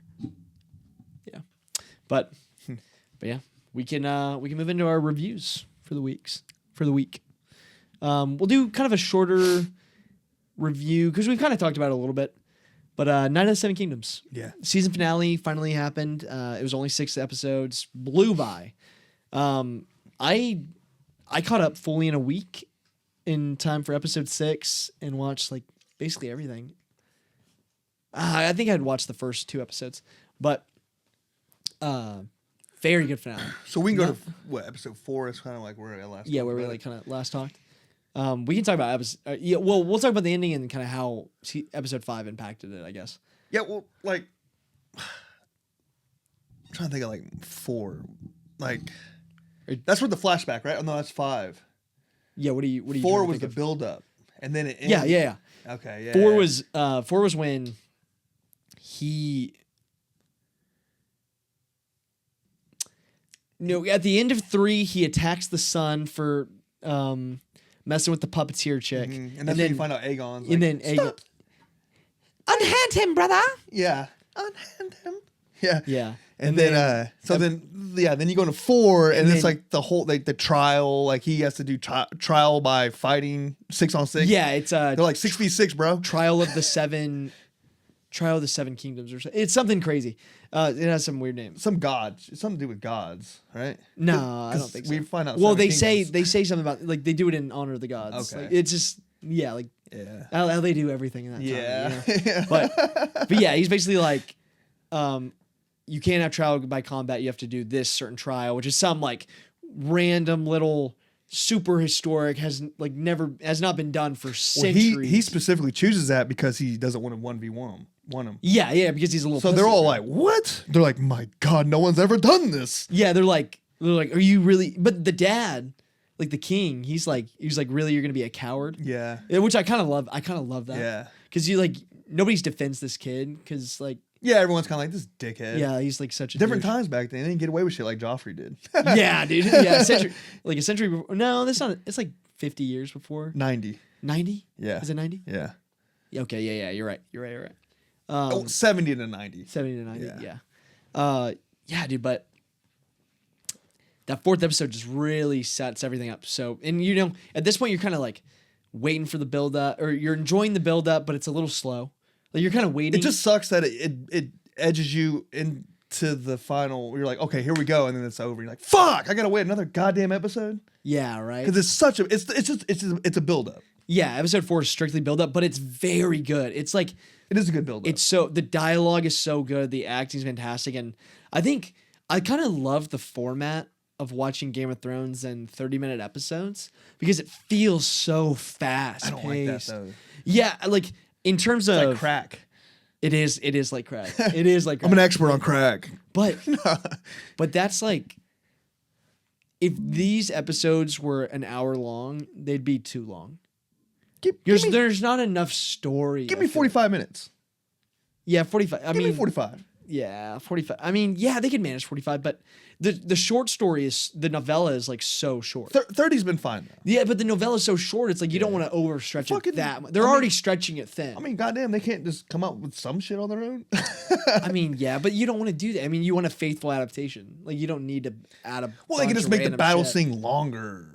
You know what I mean? Or they can, yeah, you know what I mean? Yeah, but I think they do such a good job in the battle sequence because it's like No, it was great. Yeah. Yeah, that was like the best thing of the entire show. It was the best battle scene I've seen since like Battle of the Bastards. Yeah, it was so good. It was fucking Yeah, top so tier. it gets to episode 5, and basically Sir Duncan has this. He spends all of episode 4 building his squad basically he gets because he has to find 7 knights. And then that dude rips him off in the end. Well, hold on. Well, you're on hold 5 on. now. This is on 4. I'm talking 4. Okay, I thought you were talking 5. No, because he's building the squad in 4. Yeah. Yeah. So he's like building up his squad of knights, and then he basically like he shows up shorthanded. He shows up He shorthanded, wasn't and then supposed to be. yeah, He had enough. yes, oh yeah, and then the cousin of the dude. Fuck, I don't know anybody's names. A guy who was supposed to be loyal to him. Yeah, Sir Duncan's buddy. That's his cousin is a knight, and he was supposed to bring him and his other guy, and they end up both bailing last second. And, One guy does. Oh yeah, it was just him, wasn't it? He was supposed to bring in other guys, but since Yes. So- yeah, the Targaryens or whatever got to him, was like, hey, we'll make you a knight, and your life's gonna be legit. just come with us. So he doesn't go and recruit his friends like he promised. Yeah. So so he's down like, I guess, 2. Dude, 3 more guys, I'm pretty sure. He only has 5. Or I think he only has 5. Yeah, 5 guys. So he needs 2 more. Even with that guy, if he would have fought with him, He was down 1 he was still down 1. because he was supposed to bring a bro. Yes. Yeah. And so when that guy bails, he's like uber fucked. Yeah. And so Bullshit. they basically end up He's still his fucked. cousin. And so the uncle ends up coming out and he's like, I will fight with you. Mm-hmm. That guy's such a stud. And then he knights his cousin. Yeah, then he knights not his cousin, but like That his guy's friend. cousin. He The knights guy, his the friend. guy just ripped him off. Yeah. His dorky cousin. His like, dorky little man, cousin. I got this guy. Yeah. But dude, such a good scene too, because he looks at the crowd and he's like, who will fight with me? Who will get honor to their house? The dude just stands up and farts in his face. It's so good. It's so funny. I was like, damn. Dude, disrespectful. But And then it hits you with the dun, dun, dun, dun, dun, dun, dun. I was like, oh shit. yes. Yeah, but then we get into episode 5, which so good, dude. I mean, it just starts off right off the bat, balls to the wall. Like they sound that horn and the POV of him riding the horse like through the helmet. So cool. And then he gets automatically like jousted into the side and stabbed and he's fucking like totally skewered by the wood. And then he falls off and then he just gets whacked in the head with the mace and he gets knocked the fuck out. Yeah. He's already like right off the bat, there's no holds barred. Like he gets fucked up. You can tell like, damn, this guy kind of low-key sucks. No, I don't think it's that. I think it's just like because he did that. They showed that scene in episode 3 where that same prince is like jousting the knight and he does that dirty move where he fucks up the joust and like stabs him with it. He does the same thing to Sir Duncan. So it's like you're not supposed to do that. That's like a super dirty like tactic and you're not supposed to or like allowed to do that, but he does it anyway. And so it's like very dishonorable. Yeah. But it is well known that he is like he's not good at swordsmanship. He's just a brute. Sir Duncan? Yes, he's Yeah, not. but he's good. He's like pretty good. No, his swordsmanship is not. It's bad. He's like not. He's not bad though. He's pretty good. Dude, I'm telling you, it's not like debatable. Like it's supposed to be known that he's like In the show? yes, and like the whole everything. That's like his thing. He's Well, not even I know like a that. knight. I know in the last episode they talk about him going to train with the Knights of the Seven Kingdoms. But he's a like, brute. He's just like that's how he wins all of his battles. He like fucks dudes up like with his fist. Even like in the earlier ones, he didn't use a sword. Like he used like his power, dude. And that's how he won in this one. He got saved a couple times. Sir Duncan is not bad at sword fighting in the book, but rather just inexperienced, raw, and powerful, who relies on strength, height, and grit, refined in skill. But yeah, he's not bad. He's not bad at it. Okay. For their like, he's not elite. Like I said, his swordsmanship is like. I know, but that's not. Is that not what I said, Dude, I know. And they put that in there. Like he can't hang with these guys. Like these guys are way more skillful when it comes to the swords. But when he eliminates swords, like he's like you're fucked. Like you're fighting a fucking goddamn Homer. Yeah, but we Simpson. never get to see that in the show. Really, like not much. He beat the shit out of him. He killed. Oh yeah, him. he punches. He starts punching him, right? I mean, the guy's like, please. Like, But oh. he holds himself very well in the sword fight. No, he gets fucked up and he gets saved by his buddies. Like he's about to get killed and they come and they come by and hit him, and then he gets fucked up, dude. Like his swordsmanship in there is like he's getting stabbed in the leg. I think he gets like a stab in. Don't get me wrong, but everything that he gets is from like someone like helping him out, and then he kind of just goes and just beats the shit out of him. Yeah, that's fair. But I mean, he does well with the sword. He did not do that bad. I mean, He got a little help, but like he was holding his own. not with this. The only thing he stabbed him like in the knee, and that's about it. He slices his thigh. That's what I meant. Not knee. Yes. Yeah, he sliced his thigh. But they're fighting the whole time, and he manages himself. That's what I'm saying, Brother. He doesn't just get fucked on. Like he does get fucked He on, gets but like he fucked doesn't. on But hard. that's everything else. That's not just the sword.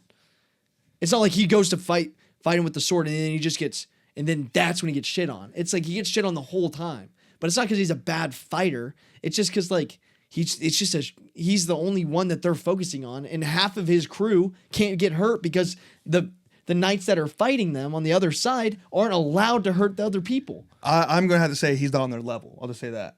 Yeah, I'm not saying he's a god swordsman. And I'm not saying he sucks. That's literally the point you were making earlier. No, I say yeah. I say No, they're that making was it literally known the that point. That's literally the point you were making. It's not. I'm not even going to argue with this because I know I'm right. They're making it known that he's not like knight level. And I agree. I agree. Yeah, I agree. that's- He's not amazing. Yeah, and I will go a step further. And they made it a point to show like this isn't how he's going to win. Like this isn't his strength. It's his weakness Okay, compared to that's these fair. guys. That's a fair point. And the way he's going to win is by beating the fuck out of him. Okay, that's a fair point. Yeah, thank you. That's what I was trying to say. Okay, that's not how you framed it initially, though, bro.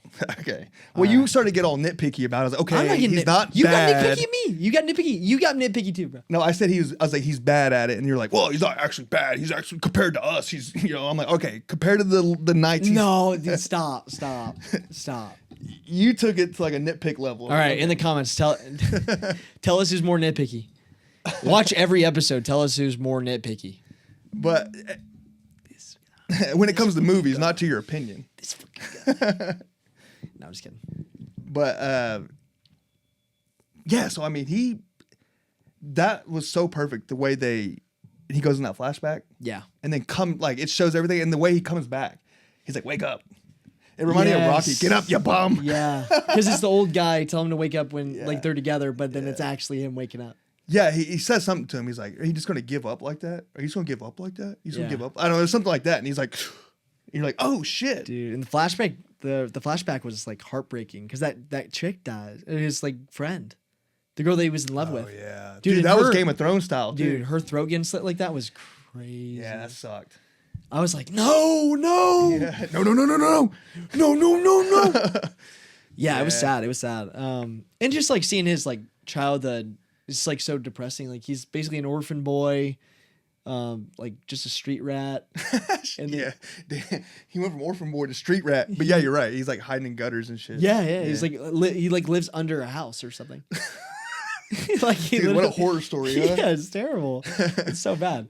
Well, for the people, like, it's like, I'm sure there's someone in my fucking house. Dude, yeah, it's like knocking on the floorboards. It's like, ugh. Yeah, dude, but he ends up finding God, what was his name? The knight, Sir Flynn or no? Yeah, I don't know. Sir Irwin. It's a guy that no one knows in the show. They're like, yeah, that guy. Yeah, I've the never heard of old him." dude with the fat cock. Yeah. that guy. That's the only way you can. That's the only way you can. I forgot refer to about that dude. scene. Thanks for reminding me. You're welcome. Was it Arlen of Pennytree? Shit, I don't know. Yeah, I can't remember. But yeah, we come back to the fight scene. Obviously, we already talked about the fighting scene. But yeah, dude. And then there's that crazy ending where they win. You're kind of focused on Sir Duncan being just torn up out of the fight scene, and the uncle, who's a goated character by the way, just like such a stud. Yeah. And you're like, Oh shit, yeah. He's like, Fuck. he's like, my arms and fingers feel like wood. He's like, can't feel anything. And then his friend or one of the knights takes his helmet off.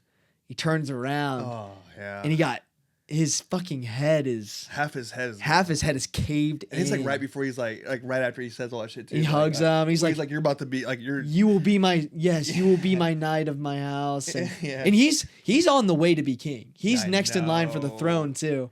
And he, they set him up throughout the whole season, or like as you get to know his character, like he would be the best king. Yeah. Like and his death actually influences so much of like what happens in Game of Thrones, because it's like because he dies, it goes down the kids and like all this other stuff. Like it sets off a chain reaction of like different deaths and like different people taking the throne. It's crazy. So does the kids not take it over?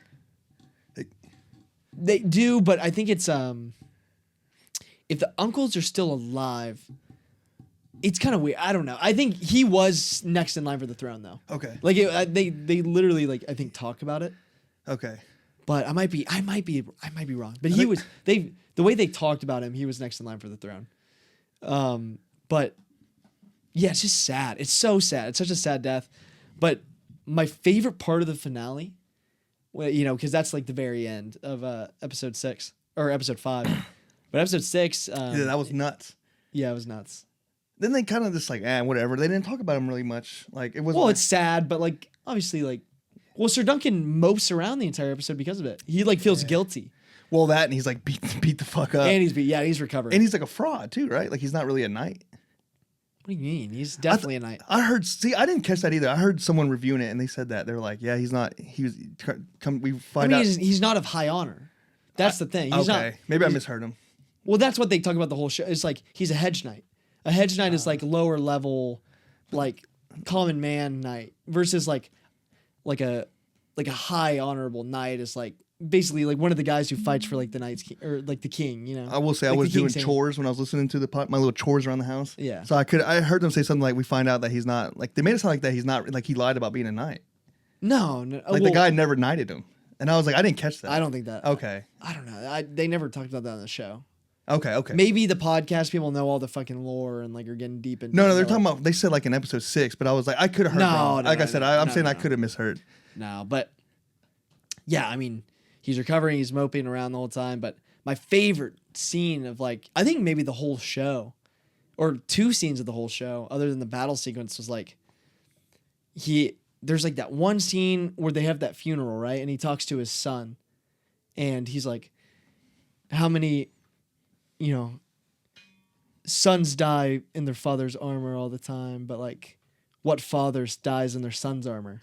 And he has that line. It's like so well written. It's like such a great line and well delivered by that actor. And then he ends up going. He ends up getting requested by the king, right? And they go and they have that conversation about how he's like, for the rest of my life, they will talk about how I killed my brother. And it's just like this very like emotional scene with them kind of like struggling with their grief, but like also blaming each other because it's like indirectly kind of like both of their faults. Yeah. Because he didn't mean to hit him on the back of the head with the mace, but like obviously it happened. It was an accident, but he killed his brother. Yeah. But it's Sir Duncan's fault for, pulling him into this situation at the same time, So it's just like a really cool scene, and you see throughout the whole episode, Egg is kind of conflicted with this whole like, do I stay around being a prince, but I desperately want to go and be Sir Duncan's squire, and he's fighting for that the whole time. Yeah. And then the ending, he tells him a lie, and he says, "My father is letting me squire for you." And then they ride away on their next journey for the next season, and then the show ends on the after credit scene, and the dad's like, "Where is he? Where did he go?" Yeah. Yeah. And I was like, damn, but I was like, fuck, I want like they're already doing like a second season. Yeah. It's Now, 3 seasons. I don't know if you heard of this. The showrunner is wanting to like really like wanting like years apart because they want it so true to it that the kids like in age. Yeah. That's crazy. That's some dead. I think like 10 years is what I think it's 7. It's 7 years. Okay. That's crazy if everyone can say that dedicated to it. I guess you can like recast a kid if he doesn't want to like No, he'll age with it. But I'm saying like yeah, in a perfect world. But what if he's like, I don't want to act anymore? You have to like really be like, damn, I hope this kid stays wanting to do this. Yeah, stay committed to it. You know what I mean? But I think you can recast him. Yeah, in Game of Thrones, I think it's easier. Yeah, because like when someone ages so like far along, we don't. Yeah, we can just get someone. They that look so much different. Yeah. He can like House of the Dragon when they recasted all the younger actresses to the older actresses in that first season. Yeah. I think that worked really well. Yeah, so it can definitely be done, especially with the technology that's going to be around then. Yeah, right. But that's pretty cool though. Like that vision they have for this. Yeah, it's pretty cool. I hope they do it. I hope the next seasons are good. George R.R. Martin's a huge fan of this show, and he hates House of the Dragon, and he hated the ending of Game of Thrones. I think once it kind of like got away from him a little bit more. Yeah. So hopefully they stick true to.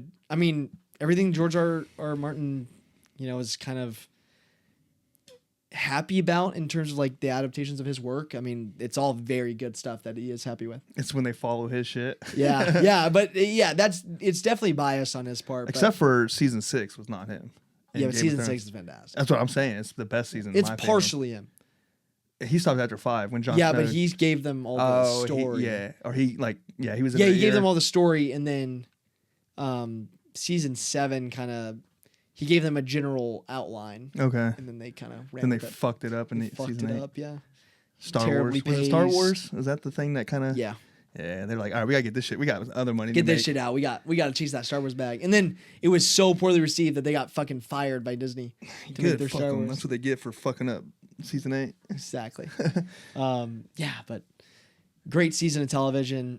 The fact that it's basically like watching a 3-hour movie, and it's a damn good one. And it's supposed to come out next year, season 2. Really. Mm-hmm. That's cool. I like that. Yeah. Yeah, I'm definitely looking forward to it. It took me a while to hop on the train and watch the episodes consistently, but It's easy because it's so quick. yeah, it's so quick, but it's so easy to catch up. Is it the best? You think it would be the best TV show this year? Nah. There's a lot. Invincible's coming out soon. Shit, yeah. The Boys final season's coming out. I would take this over the Boys. Well, we got to see it first. Well, you already know me with the Boys. I'm already out. Yeah. The Boys. So that's not fair.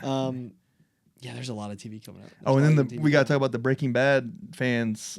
They didn't like that. Not Breaking Bad, Game of Thrones, right? Didn't they go review about it? No, it's Breaking Bad fans. It was out of retaliation because they they Ozymandias. They're holding the Yeah. record, so they got pissed that it's up So there. they review bombed it. They review bombed it to drop it so it could still hold the record. Yeah. So all the Game of Thrones fans were like, "Well, fuck you, motherfucker!" So they went and they review bombed.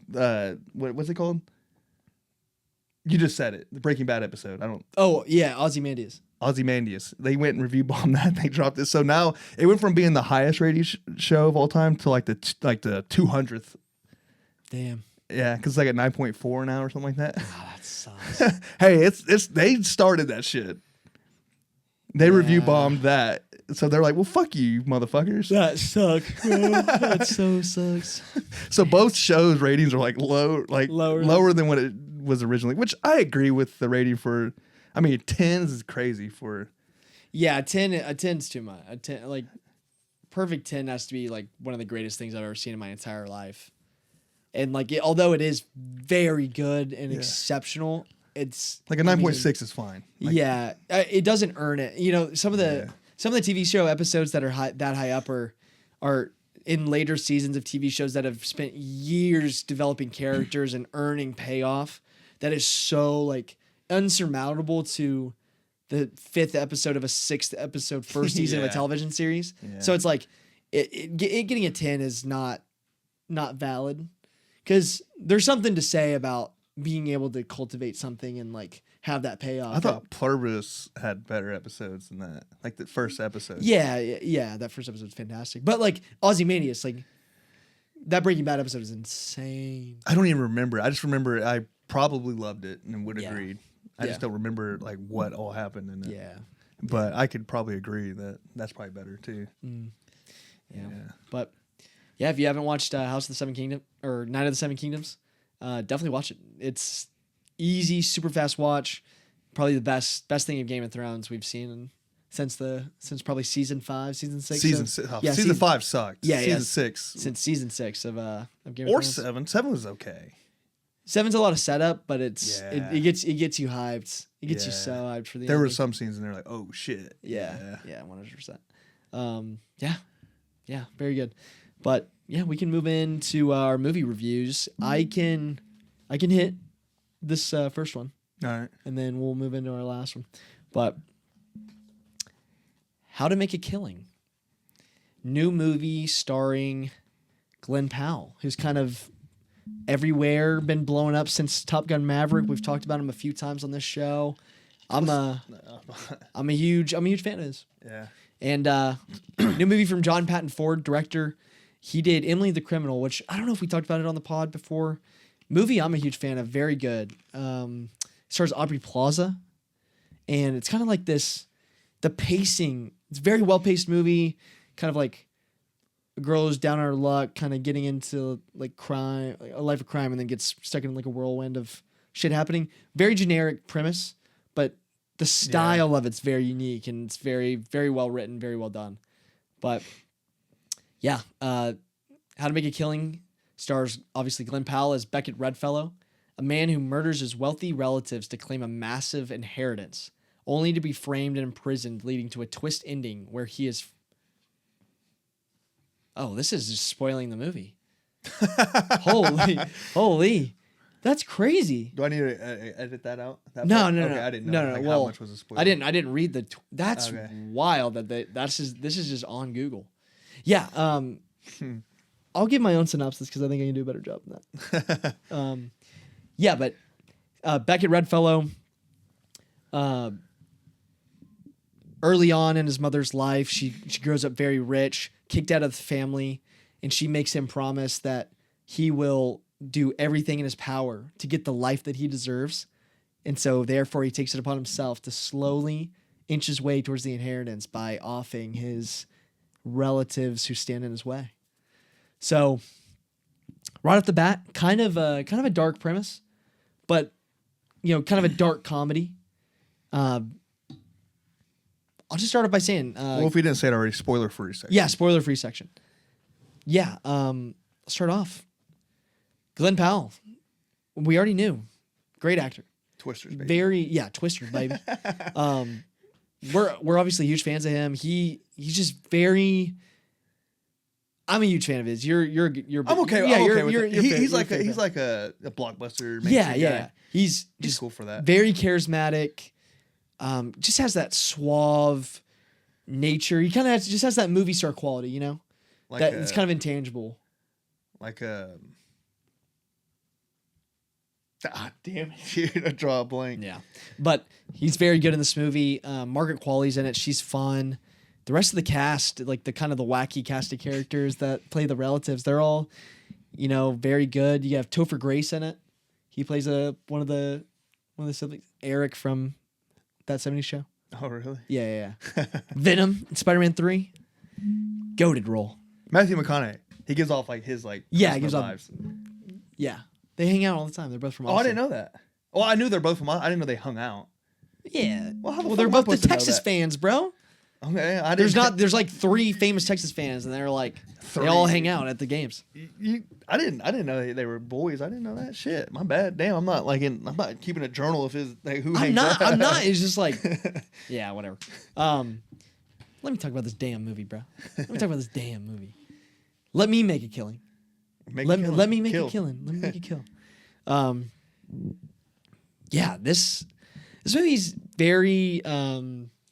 I'm kind of conflicted on it because on the one hand, it's it's a fun dark comedy, very solid throughout. Cool story, but the pacing's very off. It's cool to see Glenn Powell kind of go through each of these characters, right? And along the way, there's like kind of bits and gags that kind of continue to happen. Like, this isn't spoiling too much, like but ongoing bits. throughout the ongoing movie? bits, yeah. There's like an ongoing bit where like wherever one of the family members dies, it cuts to the funeral, and it's like the same it's the same burial site, but it's a visual gag that kind of hits every time. Gotcha. And it's pretty good, and it's very well shot. It's well written because I think the framing narrative of it is pretty cool because I'll talk about it more in the spoiler section, but it's not what I was expecting going in. I just think it feels rushed.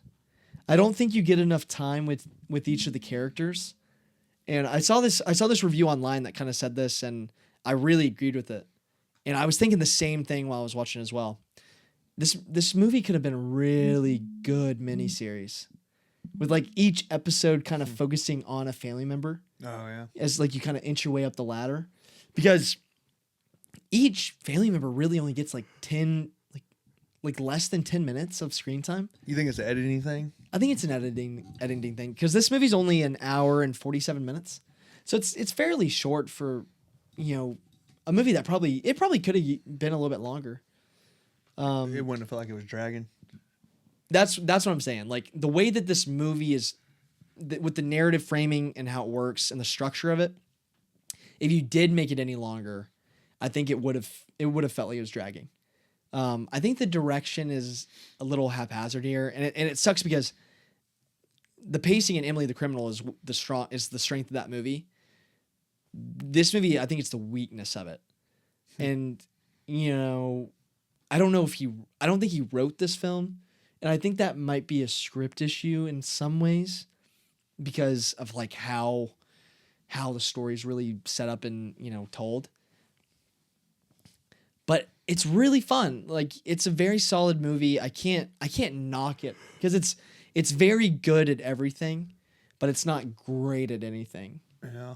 And the only thing that's truly great about it is, you know, Glenn Powell's performance. Because, you know, he does like wacky costumes and he does kind of inventive ways on how to kill people and like, you know, how you're getting away with it from the police and everything. But the biggest knock, I think, on this movie, because it made no money.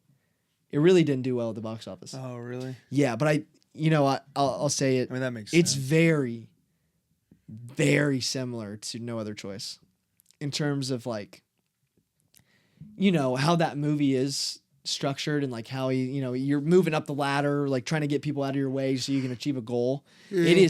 It is almost identical to like that structure, and it just doesn't have the level of commentary and visual flair and just kind of overall like truly incredible performance in direction that movie had. So this movie kind of is at fault for coming out at the time that it did because it's kind of paling in the shadow of that movie. But for anybody that didn't see No Other Choice, which is kind of probably a lot of people that aren't like, you know, the typical like cinephile or like moviegoer who wants to see something else like that. This movie's very serviceable, and I think I'd give it probably a solid 7 out of 10. 7? Right. Yeah, because it's a movie. It is a movie that I could definitely see if this movie's on, I could throw this on. This would be a comfort watch. Like, this movie would be a very good comfort watch, I think, in the future. For me, like, just some, like, if you want to put on a perfect 7 out of 10 movie just to throw on Netflix, this is that kind of movie, you know? Yeah. And I don't think that's a bad thing. Nah. Yeah, it's perfectly serviceable. I mean, your expectations Got my were money's high, worth. you Yeah, know? my expectations were fully met. Yeah. But my biggest like problem with this movie is like the opportunity that the premise had to be fantastic or very good kind of makes me wish this movie had more of an opportunity to like either be a mini series or be a little bit longer with a different like narrative structure and like direction style. Like, I don't know. It's like missing something. There's something there that is like, you know, like I'm saying, like You keeping weren't it fully satisfied. Yeah, I wasn't fully satisfied. And I think the end falls a little flat too. All right, so the third act was kind of weak. It's enjoyable, but it falls. It's a little weak. Okay. It's a little weak. Yeah. Yeah, but I'll get into spoilers. Spoiler section. Spoiler section. Yeah, so obviously I said that his mom gets kicked out of the family because she ends up pregnant very young. And I didn't say that, but that's what I happens. was like, what? Yeah, so, and I don't know if do you know who Ed Harris is? Not off the top of my Super famous actor, fantastic guy, or fantastic actor. He's the patriarch of the family, right? He kicks her out, and basically she ends up dying of cancer or like some other sickness or disease. Damn. And That's a shitty life, huh? yeah, so Beckett, the main character, Glenn Powell's character, he basically gets raised the rest of his life in like foster home system, and the driving force of this movie for him is to like to get that promise that he made to his mom, but it's also like heavily based on his relationship with Margaret Qualley's character, who he was childhood friends with, and he always talked about like being the heir to that throne, right? To that inheritance. And she always like kind of liked him. She always liked him, but you know, she only liked him because he was like part of that same like upper echelon society as her. Yeah. So once he got cast out, they lost touch. And so obviously as he starts off in his family members, you kind of see, and this is actually probably my favorite part of the movie, and like the unique direction that they go in, is that as he kills his family members, he is getting something in return every single time. Like he slowly accumulates enough. Like he's working a shit job right beforehand. He gets fired as he's a tailor, but he's making like no money. He lives in like a tiny little apartment. He kills his first cousin, right? And he goes to the funeral. He meets his dad, which is his uncle, and the uncle is actually like a big Wall Street guy. And he's like, build up a relationship, and he's like, yo, you want to come work for me? Like, you want to come like have this like crazy cool job. So he learns, and he becomes a Wall Street guy. Huh. And so he gets like with stocks and shit. Or yeah, stocks. So it becomes like a huge deal. Like he slowly like builds his way up by working, but because he killed that cousin, and his other cousin is dating this girl, and when he kills that cousin, he ends up dating that girl, and so he has like the perfect girlfriend, the perfect job. Damn. So he's like he killed him and took. Damn, that's ultimate. Cuck. Yeah. Oh, he cucked that dude hard. Yeah, huh? yeah. Fucking killed him and took his girl. And all the death scenes are fun. Like they're really cool. Like the first cousin, he like ties an anchor to like the cousin's like fucked up. Like he's a party boy on a yacht. Everybody's gone, and he ties an anchor to the dude's leg and drops it in the water, and he gets sucked off the boat. Damn, that's a shitty. But way it makes to it go out. look like suicide. Is it in the ocean or just? Yeah, like, in the ocean. Oh my god. Yeah. Crazy. Just to say something, I saw a video of a cartel member. They went to the middle of the ocean or somewhere in the ocean. Yeah. They tied like some weights to the guy, threw him in there, dude. You know how fucking terrifying that would be, sinking to the bottom of the ocean. Yeah. You just have to suck in the water and just die. You'd have to. Oh my god, dude. Yeah. Oh, that's like my word. I'm terrified of the ocean. So it's just funny that not funny, but it's just crazy. I saw that video and then this was like the same type of death. Yeah. Oh. Yeah. Alive, dude. Going to the bottom of the ocean. Well, it sucks because the dude wakes up like right as the anchor hits, and he's like, "What the fuck? Who are you?" And it just gets sucked in. It's so freaky. But then the second cousin, he's like a big like. The first cousin is funny. Since this is a spoiler section, I'll just talk about it. He's like. His introduction as a character is like he flies in on a helicopter. He's throwing this huge like Malibu beach house party, and then he jumps off the helicopter into the pool and like throws money in the air for everybody to like grovel at and pick up. So it's like cartoonish. It's like Wolf of Wall Street. Yeah, no, exactly. It's like very cartoonish. Jordan Belfort, huh? Mm-hmm. But the second cousin is a kind of a low key artist, and he's like, yeah, like. I look for the realness in the world, and it's like photography and stuff. He's like such a bullshitter, you know, just a fake like pretentious prick. Yeah, and act all pretentious and shit. He ends up killing this guy by, basically, he puts this special mixture into his photo development lab, and so when he turns the light on in the photo studio, it sparks it and it fucking blows up. So it looks like he makes all these deaths look like freak accidents. Damn, you figure some detectives like, man, this family is dying a lot. Yeah, well, yeah, because you kind of see like slowly the FBI is kind of like starting to watch him a little bit more as the movie goes on. Every time someone in his family dies, he comes up. Yeah, he's always no, and they notice like every time one of the family members die, he's like getting something. Damn, I would have stopped that to the Wall Street. Or the first guy, I'd be like, pretty good here. Yeah, right. No, exactly. So that's what I was saying. He kind of reaches a point where he has everything he could ever dream of. He's got the beautiful penthouse apartment, the great job, great relationship with his family or his uncle, and you know he's got the girlfriend. She's so hot.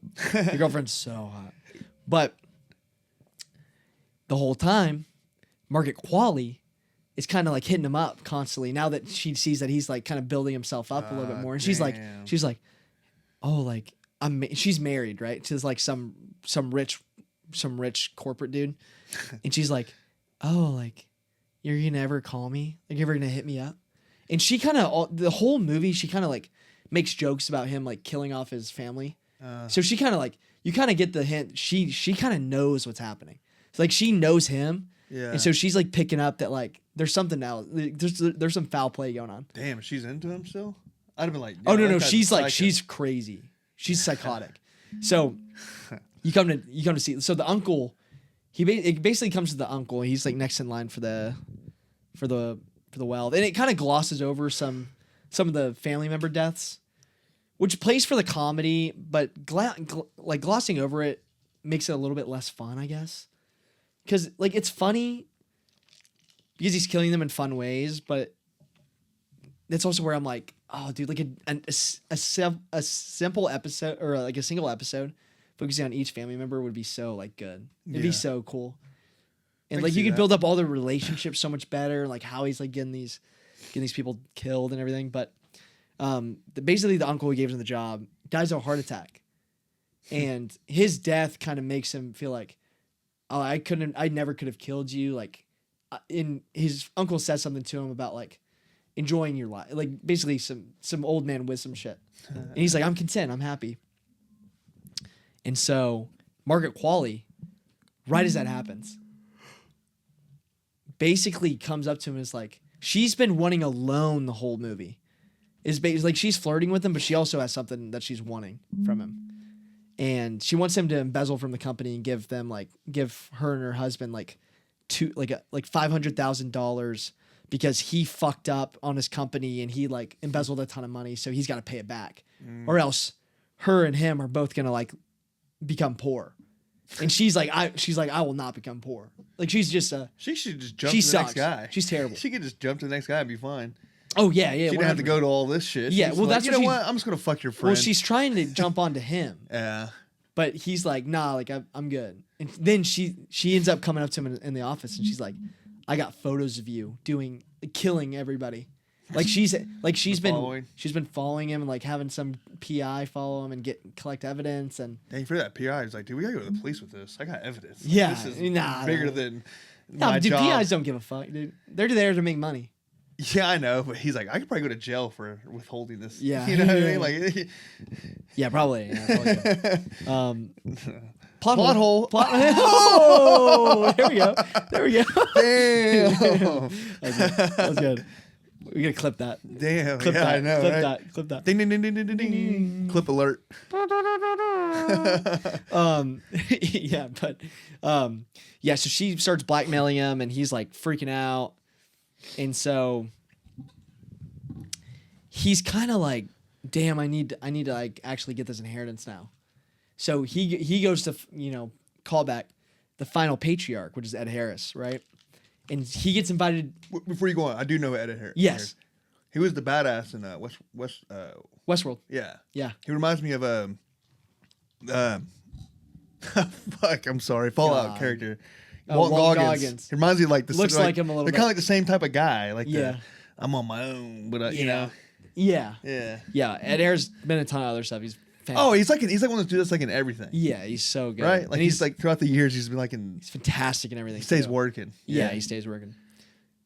He's married to Amy Madigan, the chick who's nominated for Are they still Weapons. married? Are they still married? Yeah. Okay. Yeah, crazy. Yeah, side note. But he basically gets invited to this dinner party with his grandfather. And he goes, he ends up skipping his engagement party. He gets engaged while he's happy, right? In like that little subsection where he's like doesn't want to continue on his plan. So he skips his engagement party and goes to the dinner with his uncle because he like he's never met him. He's never seen him. So he's like, I have to meet this guy. I have to just feel what it would have felt like to have what I wanted as well. And he goes, and there's it's a really cool scene where they're like sitting at the table, but it's just them two. This glorious feast. And the Last Supper. It's just wild. He's just like super wild, like just exuberance. And it turns really dark really fast. He's like, he takes him into this room. He gives him a shotgun or a rifle or a shotgun or something. And he's like, puts it into his own chest. And he's like, finish it. Like, fucking kill me. Like, do that. Like, do it. And Glimbao's like, no, like, I gotta go. Like, I gotta get out of here. Go back to my wife or my soon-to-be wife. And as he's leaving, he goes to open the doors. Every door in the house is locked. And then Ed Harris just comes out. He's like, I'm gonna fucking kill you. And so he basically goes, he starts hunting him inside the mansion. And it's kind of like a well-known thing throughout the movie. Like Glenn Powell's character is like very good at archery Oh, okay. because his mom wanted to teach him wealthy habits, like wealthy skills. He's like Hawkeye. Yeah, no, not like that, not like that. But like she wanted him to have wealthy hobbies. Yeah, archery. Yeah. Yeah. And so he ends up killing him with It's either that or skiing. that and skiing. Yeah, right. But or like polo or some shit. Yeah, you know? one of the Winter Olympic sports. Yeah, croquet. No. But Curling. No. he ends up pulling this like bow and arrow off the wall, and he ends up shooting him with like a bunch of arrows, kills him, whatever. That's what I'm saying. Like that moment should have felt way bigger, but it feels kind of almost like a side note because all the Margaret Qualley stuff's happening, and that's like a plot line that takes precedence over this, because he ends up getting framed for Margaret Qualley's husband's murder because they have an interaction where he's like, "Here, take the fucking money," like after he pays him off and like basically gets out of the blackmail, and her husband ends up getting found dead in his office that they just had interacted with like 2 hours later. He got like stabbed and killed. Yeah, so it's like he gets blamed for it, but he ends up off scot-free after he kills his uncle. He's like, "I've never met my uncle in my life," like blah blah blah. He tried to kill me, and all of the stuff with the family gets off scot-free. And the thing that I didn't tell you is that the very opening of the film is Glenn Powell in prison talking to a priest, and it kind of cuts back and forth between him telling him the story of like what's happening in the movie. Oh, okay. And he's on death row, and he's like, "Well, I'm gonna die in like 4 hours. Like, let me just get everything off my chest." So he's like in California jail, huh? Yeah. It's like he's about to get like lethally injected. Like he's about to die. They still got the death penalty. Yeah. And so you're kind of bouncing back and forth. And then after he tells this whole story, and like he ends up getting in prison because of the murder of Margaret Qualley's husband, because she ends up framing him after she gets the money, right? So she's just a fuck. She's a piece of shit. And then it's kind of this cool scene. I really did like it, but he's like, yeah, like he's the whole time he's in prison, he's like talking like a cool guy, like Glenn Powell, like charming. But then as he finishes his story, he's like, "I guess I've been sitting here all cool because I thought Margaret Qualley would pull through because there's something that she found. She found a letter that was basically proving his innocence. And so, but she's withholding it because she basically wants him to get the inheritance from the family, and she wants to take all of the inheritance. So she's playing multiple games with this dude. Damn. And so he's basically like, she'll come through, right? And it's kind of this scene where it's like you see that like that persona just completely fade away, like that cool guy persona that Glenn Powell does really well at. Yeah. And there's like this layer of like just kind of this like scared like sadness and like regret and guilt that, everything that he's done. And, he loses his girl because they show all the courtroom scenes where he's getting indicted and she leaves him. And so he's basically all alone, and, he doesn't know if Margaret Qualley's going to come in and save his life. And he gets out of prison finally because she does pull through, and he gets off scot clean, makes that deal with her to give her the wealth. And guess who's there waiting for him? The fiance. But in a little twist, and like a little jog off twist thing, she hands him the locket that he left behind of his mom's hair that he carries throughout the whole movie, and he basically that's like his that's what keeps him going. Because like whenever he starts to have guilt, he looks at it and remembers the promise he made to his mom. But then I'll kill them all, Mom. I'll kill them all, Mom. But she basically gives it to him. And it's like, "I don't want to be with you. Like, get the fuck away from me." And so she drives off in her car, and Glenn Powell looks over to his right, and guess who's waiting for him? Margaret Qualley. And he looks in the camera, he's like, "Fuck it, I guess I'll just be with her." Like, basically, and so like he ends up with Margaret Qualley getting in a limo, and they just drive off into the sunset to be like rich together. Shit. Huh? All right. Yeah, isn't that crazy? Yeah. No, it's like it's kind of a crazy movie. Like, I thought it was gonna be like a Carlito's Way type ending where the dude he gets killed right at the very end. He fucks over somebody early on, and he comes back and yeah, kills him. yeah, right. No, but I did like, the more I talk, like when I like deep dive into this movie, like I did like it a lot. It was really good. But perfect 7 out of 10, I think. Okay. That's all. I mean, I think you'd enjoy it. yeah, it sounds cool. Yeah. Sounds like a cool little movie. Yeah. Good cast. Good cast. But yeah. Yeah. So you recommend it? Yeah. Oh, we spent way too long on that. What are we at? 155. Oh, we're good. We can do a quick review on this. Yeah, we can.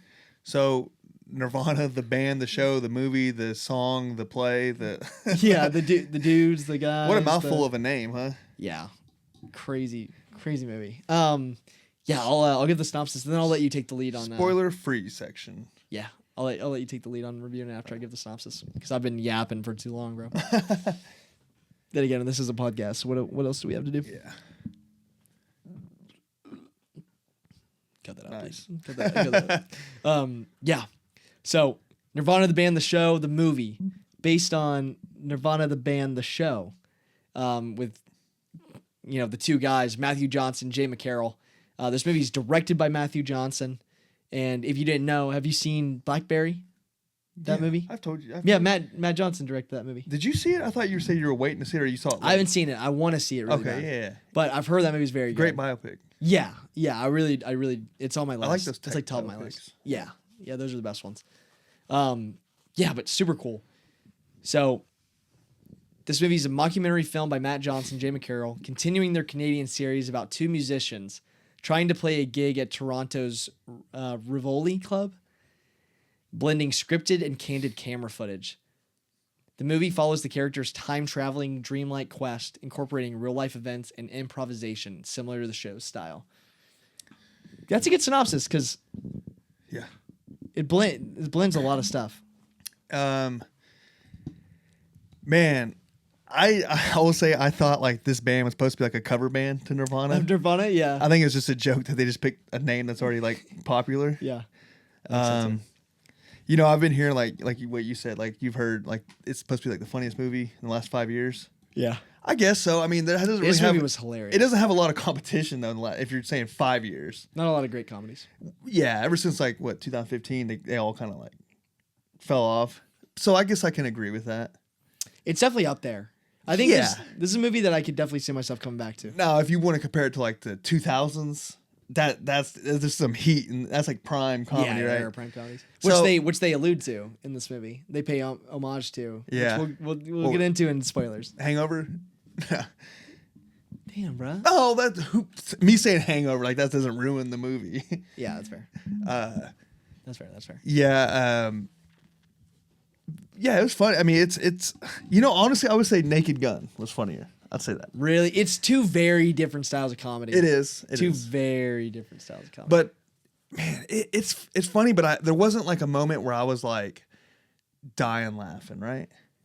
yeah, You know what I mean? But it was consistently funny, and it was like it felt like an earlier 2000 type of comedy. yeah, I agree.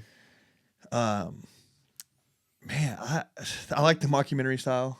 I did too. Or the candid stuff, because a part of me was like, okay, like the very first, I'm not going to say exactly, but I was thinking, I was like, a part of me was like, man, is this like real footage? They're just kind of like playing, but yeah, like they're doing real stuff to real people in public. yeah, and they just, but I'm like, Some of it, I think some of it definitely was. it was too perfect, and the camera angles are changing too much, like that couldn't, you know what I mean? And I was like, but I wanted it to be real, Yeah.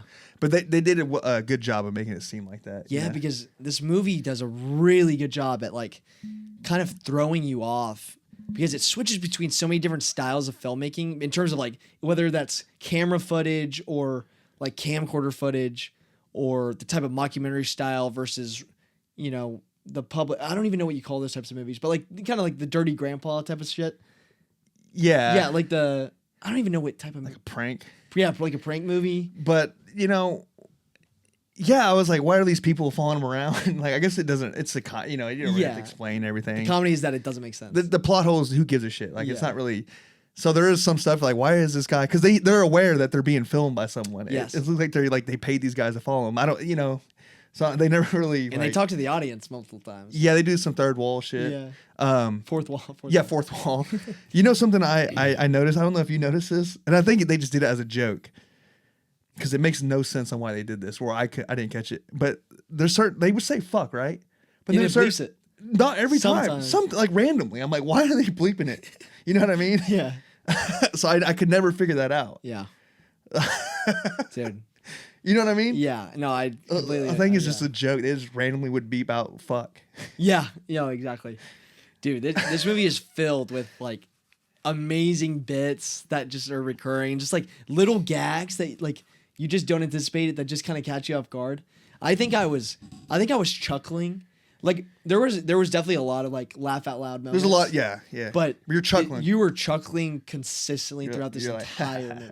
Yeah, right. Like kind of blow some air out of your nose. Like yeah, yeah. yeah. Like it's so fun, like entertaining, and they just do some like just really inventive stuff while also being very derivative.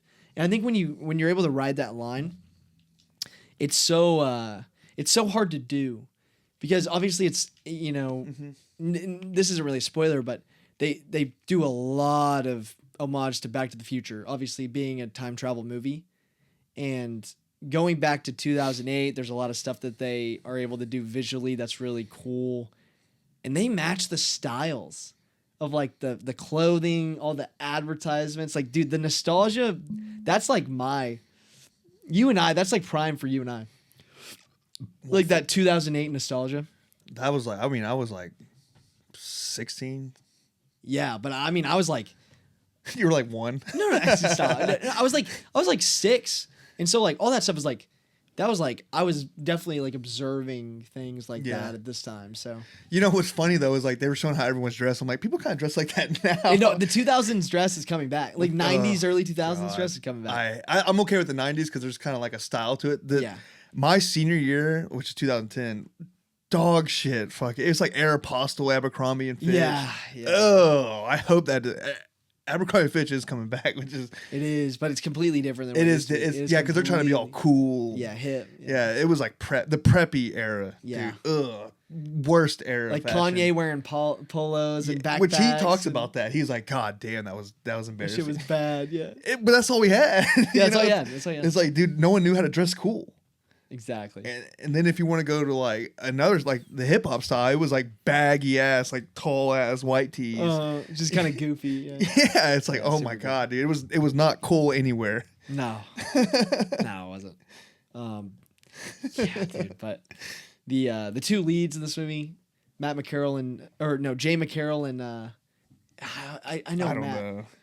The only reason I know Jay McCarroll is because they say that name so many times. Oh yeah, the Yeah, guy, yeah. because yeah. Yeah, but Jay and Matt, they're so funny, and like from being like not like real actors, you know, like they're so funny in this show. I don't. So did you know these guys at all before this? I've never heard of Nirvana the band the show. It's So it's a thing? it's very Canadian. So, but it's very Canadian. So, so I don't this think is it's, like based on like this is based on something. yes, yeah. It was Okay, a I didn't web know series. that. I think it was a web series that they did. So this is like, and what? And so cool. so that's what I'm thinking. There's a lot of footage of them Interesting. when they're younger. So that is And them? that is stuff, and I think from what I've read about this movie, a lot of that stuff is stuff that they filmed way back when they were actually filming the series. Oh, that's but cool. they're able to like use that footage to like make a time travel film, That's cool. which is awesome. So I didn't know that at all. Yeah, I didn't know anything about this. Yeah. No, because I read a little bit more about it.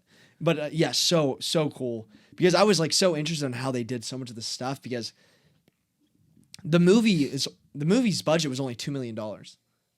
And so like they don't have CGI, like making like different versions of themselves. Like I feel like that would be impossible to do on a $2 million budget. That's all they got. Yeah. They made this movie for nothing. Damn. In terms of movies, like this movie was made for nothing. And it's going to make make its budget back like tenfold, I think. Hopefully. Yeah, but it's so There's not cool. a lot of advertising on it. So they just No, put but money I think on word of mouth is huge for this movie. It's Yeah. very niche. It's very niche.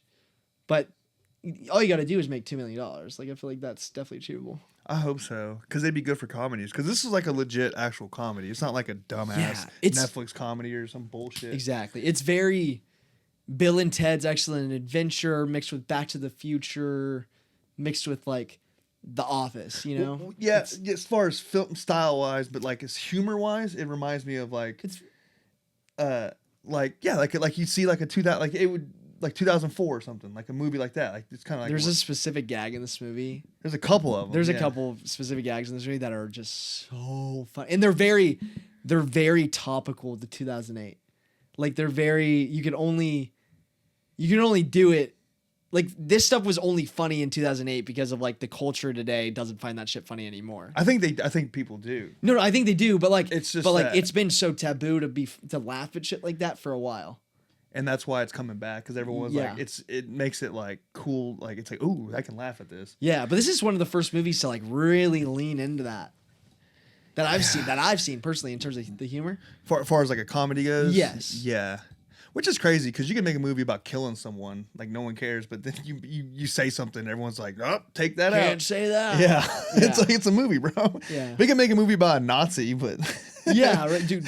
Yeah, or 12 Years a Slave. We got like Brad Pitt slinging the N word like 50,000 times. yeah, it's like okay, he's acting, but it's like okay, he's not acting when he's saying all this goofy shit. Yeah, right. So Exactly.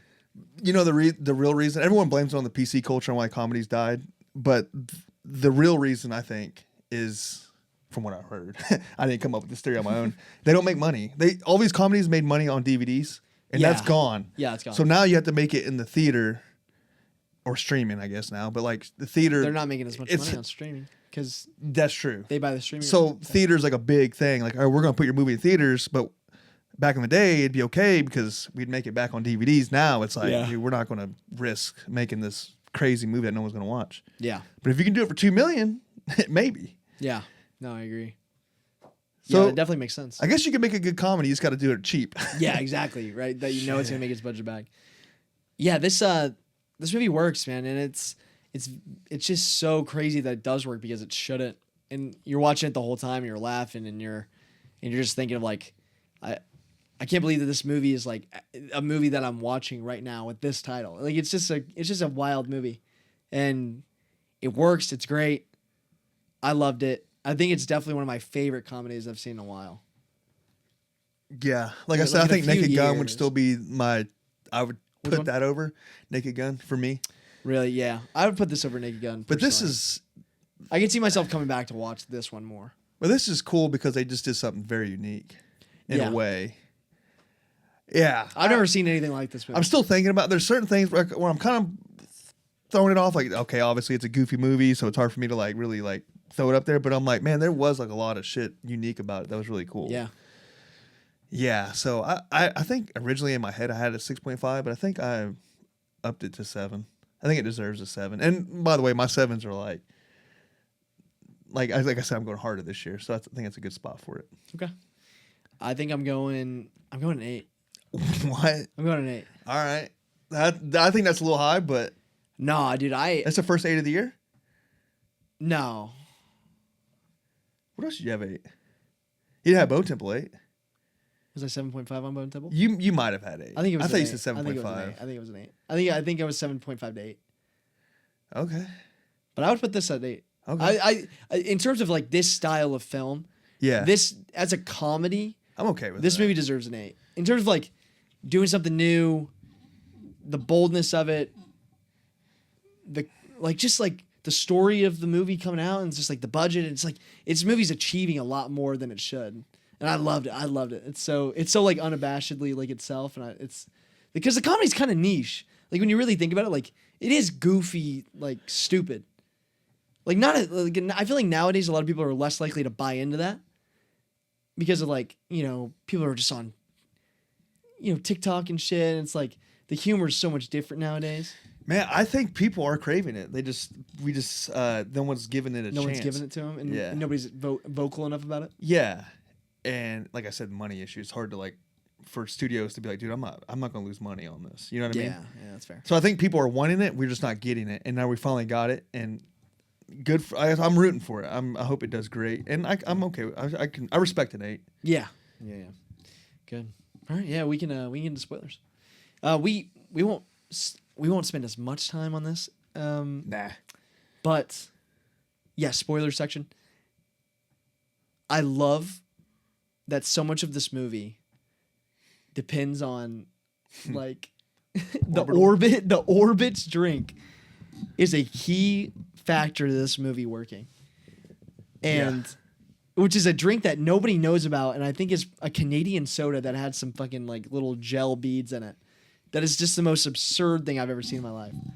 I would never drink that.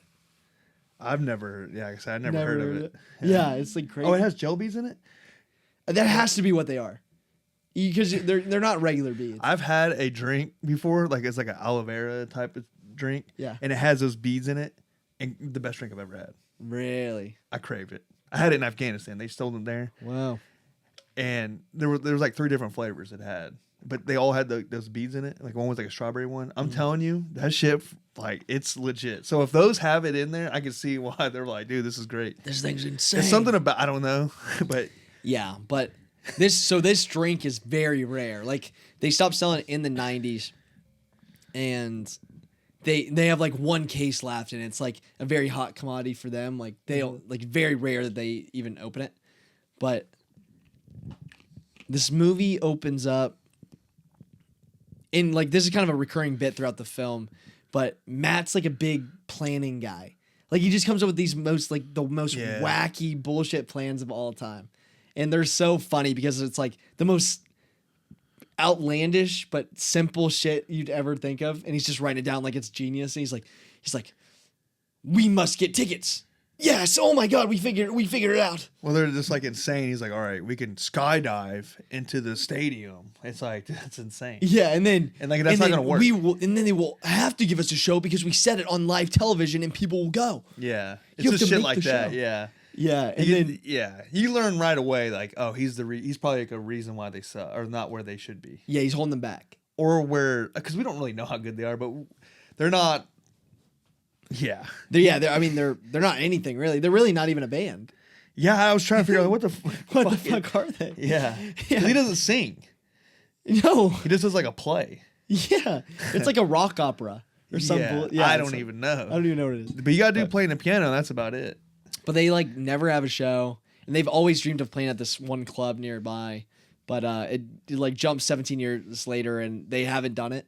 And Matt kicks up this plan to go skydiving into the stadium. They have to give him a show, and we get the first scene of this movie that's like so fun is them like coming up with this plan on like where you don't really know if this is like a mockumentary or if it's like real, because they go into the hardware store to buy the pliers. Yeah, that was the scene I was talking and about. the dude was like, I really don't fucking think you should do this. No, he's like he's asking him because he's like, can I use these pliers to like rip all this shit off, whatever? Cut a live wire. Yeah. Yeah, he says live wire at first. Yeah. He's like, you will electrocute yourself. He's like, don't do that. He goes, the funniest joke that he says in there, he's like, look, I'm libertarian, so I believe you should do whatever the fuck you want to do, but as a sane person, I feel like I'm obligated to tell you not to do this. It's so but good. he's like, I'm libertarian, so like, man, I feel That like you was should do whatever so the fuck funny. you want to do. I believe in freedoms, but That's the most Canadian shit I've ever heard, because you do not hear that in America. libertarian? I feel like it's very rare you meet libertarians just walking the streets. Brother, you're talking to one. I know, but like people walking around saying like, I'm a libertarian, so like I don't get it. I feel like Canada's like no libertarians. But they're all socialists, so I feel like they're all like free, like everything's like equal, like freedom. Libertarian's the opposite of socialist. Is it? Yeah. Completely? Yeah, because that's the government. No, they want like it's the complete opposite. Well, yeah, libertarians are very like anti like like federal government, right? Anti-big government, yeah. Yeah. Which socialist is like very heavy. So they're in government. anti-republic, but like very Democrat. They just don't want the government to tell them, like, they should believe, like, you should be able to do whatever you want as long as it's a victimless crime. Yeah. So if I want to smoke or do heroin, I should be able to do it. No one should fuck with me. That's kind of that makes sense. Yeah, and then when yeah. it comes to the economy, Okay, they you're don't right. want the government, like, they're like real big on like no taxes. Yes. Yeah. Shit like that. Yeah, They don't want they fuck you government. I want to do my money however I want to do it. Like, don't tell me what to do with my shit. I don't want to donate to this or pay taxes on this and that. Yeah. Okay. Yeah. You're right. Yeah. Yeah. That scene's so good. And then you have the entire sequence where they're like getting through the security, and they're like, Yeah, that was they're funny too. like, basically, what is it? That's when you really find out the camera guy is like A part of it. He speaks. Yes. He's Yeah. like, he's like, I got this camera. Like, can I? Yeah. Can I? Usually, you can't film in here. And even then, I was still kind of hanging on. I was like, maybe there is some scenes, but then the way he sets it on there, I was like, it's too perfect. It's too perfect. Yeah, it's too perfect. That'd be so hard to pull off. And then like the way the security guard like phones in to the other guy, he's like, hey, he says he's got this pliers, and they're like, why does he have them for? He's like, to like rip his pants. It's so good. Yeah. It's so Because that's what he tells them. Yeah. Because his pants are cut. Bro, but that's like the comedy, bro. It's like Yeah. if these are actors or like they're just regular people that they got to say these lines, they're so good at like selling this middle line comedy where it's like you don't know if it's real or fake. It's so well done. No, yeah, And, no, then, it was. and this like maintains it throughout the entire film. For sure. I think my funniest that made me laugh the most was when. Well, I'll let you. When we get to that point. I know it's coming up. I know which part Yeah. you're talking about. Yeah, but they skydive and it's so funny because they miss the dome starts closing because of bad weather, and so they miss the fucking opening and land on the top of it, and they have to get saved by firefighters. Which, dude, but that was a cool scene too. The way they did like the audio. Yeah, because it's cutting in and out. It's and silent, it feels like then all of a sudden you hear and it sounds like it's breaking up. It's like I don't know. I thought that was cool. Yeah, it was cool, and you can tell it's like I think it's like CGI when they're like their bodies like moving through, or maybe like. Well, yeah, they're not gonna like really. Yeah, I mean, that's insane. Yeah, that is insane. You got some crazy. But stunt doubles. them falling off the. It looks real. Like when he shoves them off the I know. tower. I was like, no way this shit is actually happening. It's probably like a green screen shit like that. Yeah. I don't know. It looked good though. It did. Like, it did not look like green screen. No, it didn't. It's crazy. But it obviously it couldn't have been real. Or There- it was a. we or would've known about We didn't really that. see Jay's face, so it could have been maybe like a stunt double who like parachuted. You know how off. much money that would cost to like block off that whole area? Yeah, and- have it you know what I skydiving, mean? And yeah. then hire a fucking guy to do that. Yeah, that's. You know what I mean? That's true. That's true. Yeah, but this whole incident kind of triggers Jay, and he's like, dude, I'm so done with this guy, Matt. Like, I need to like.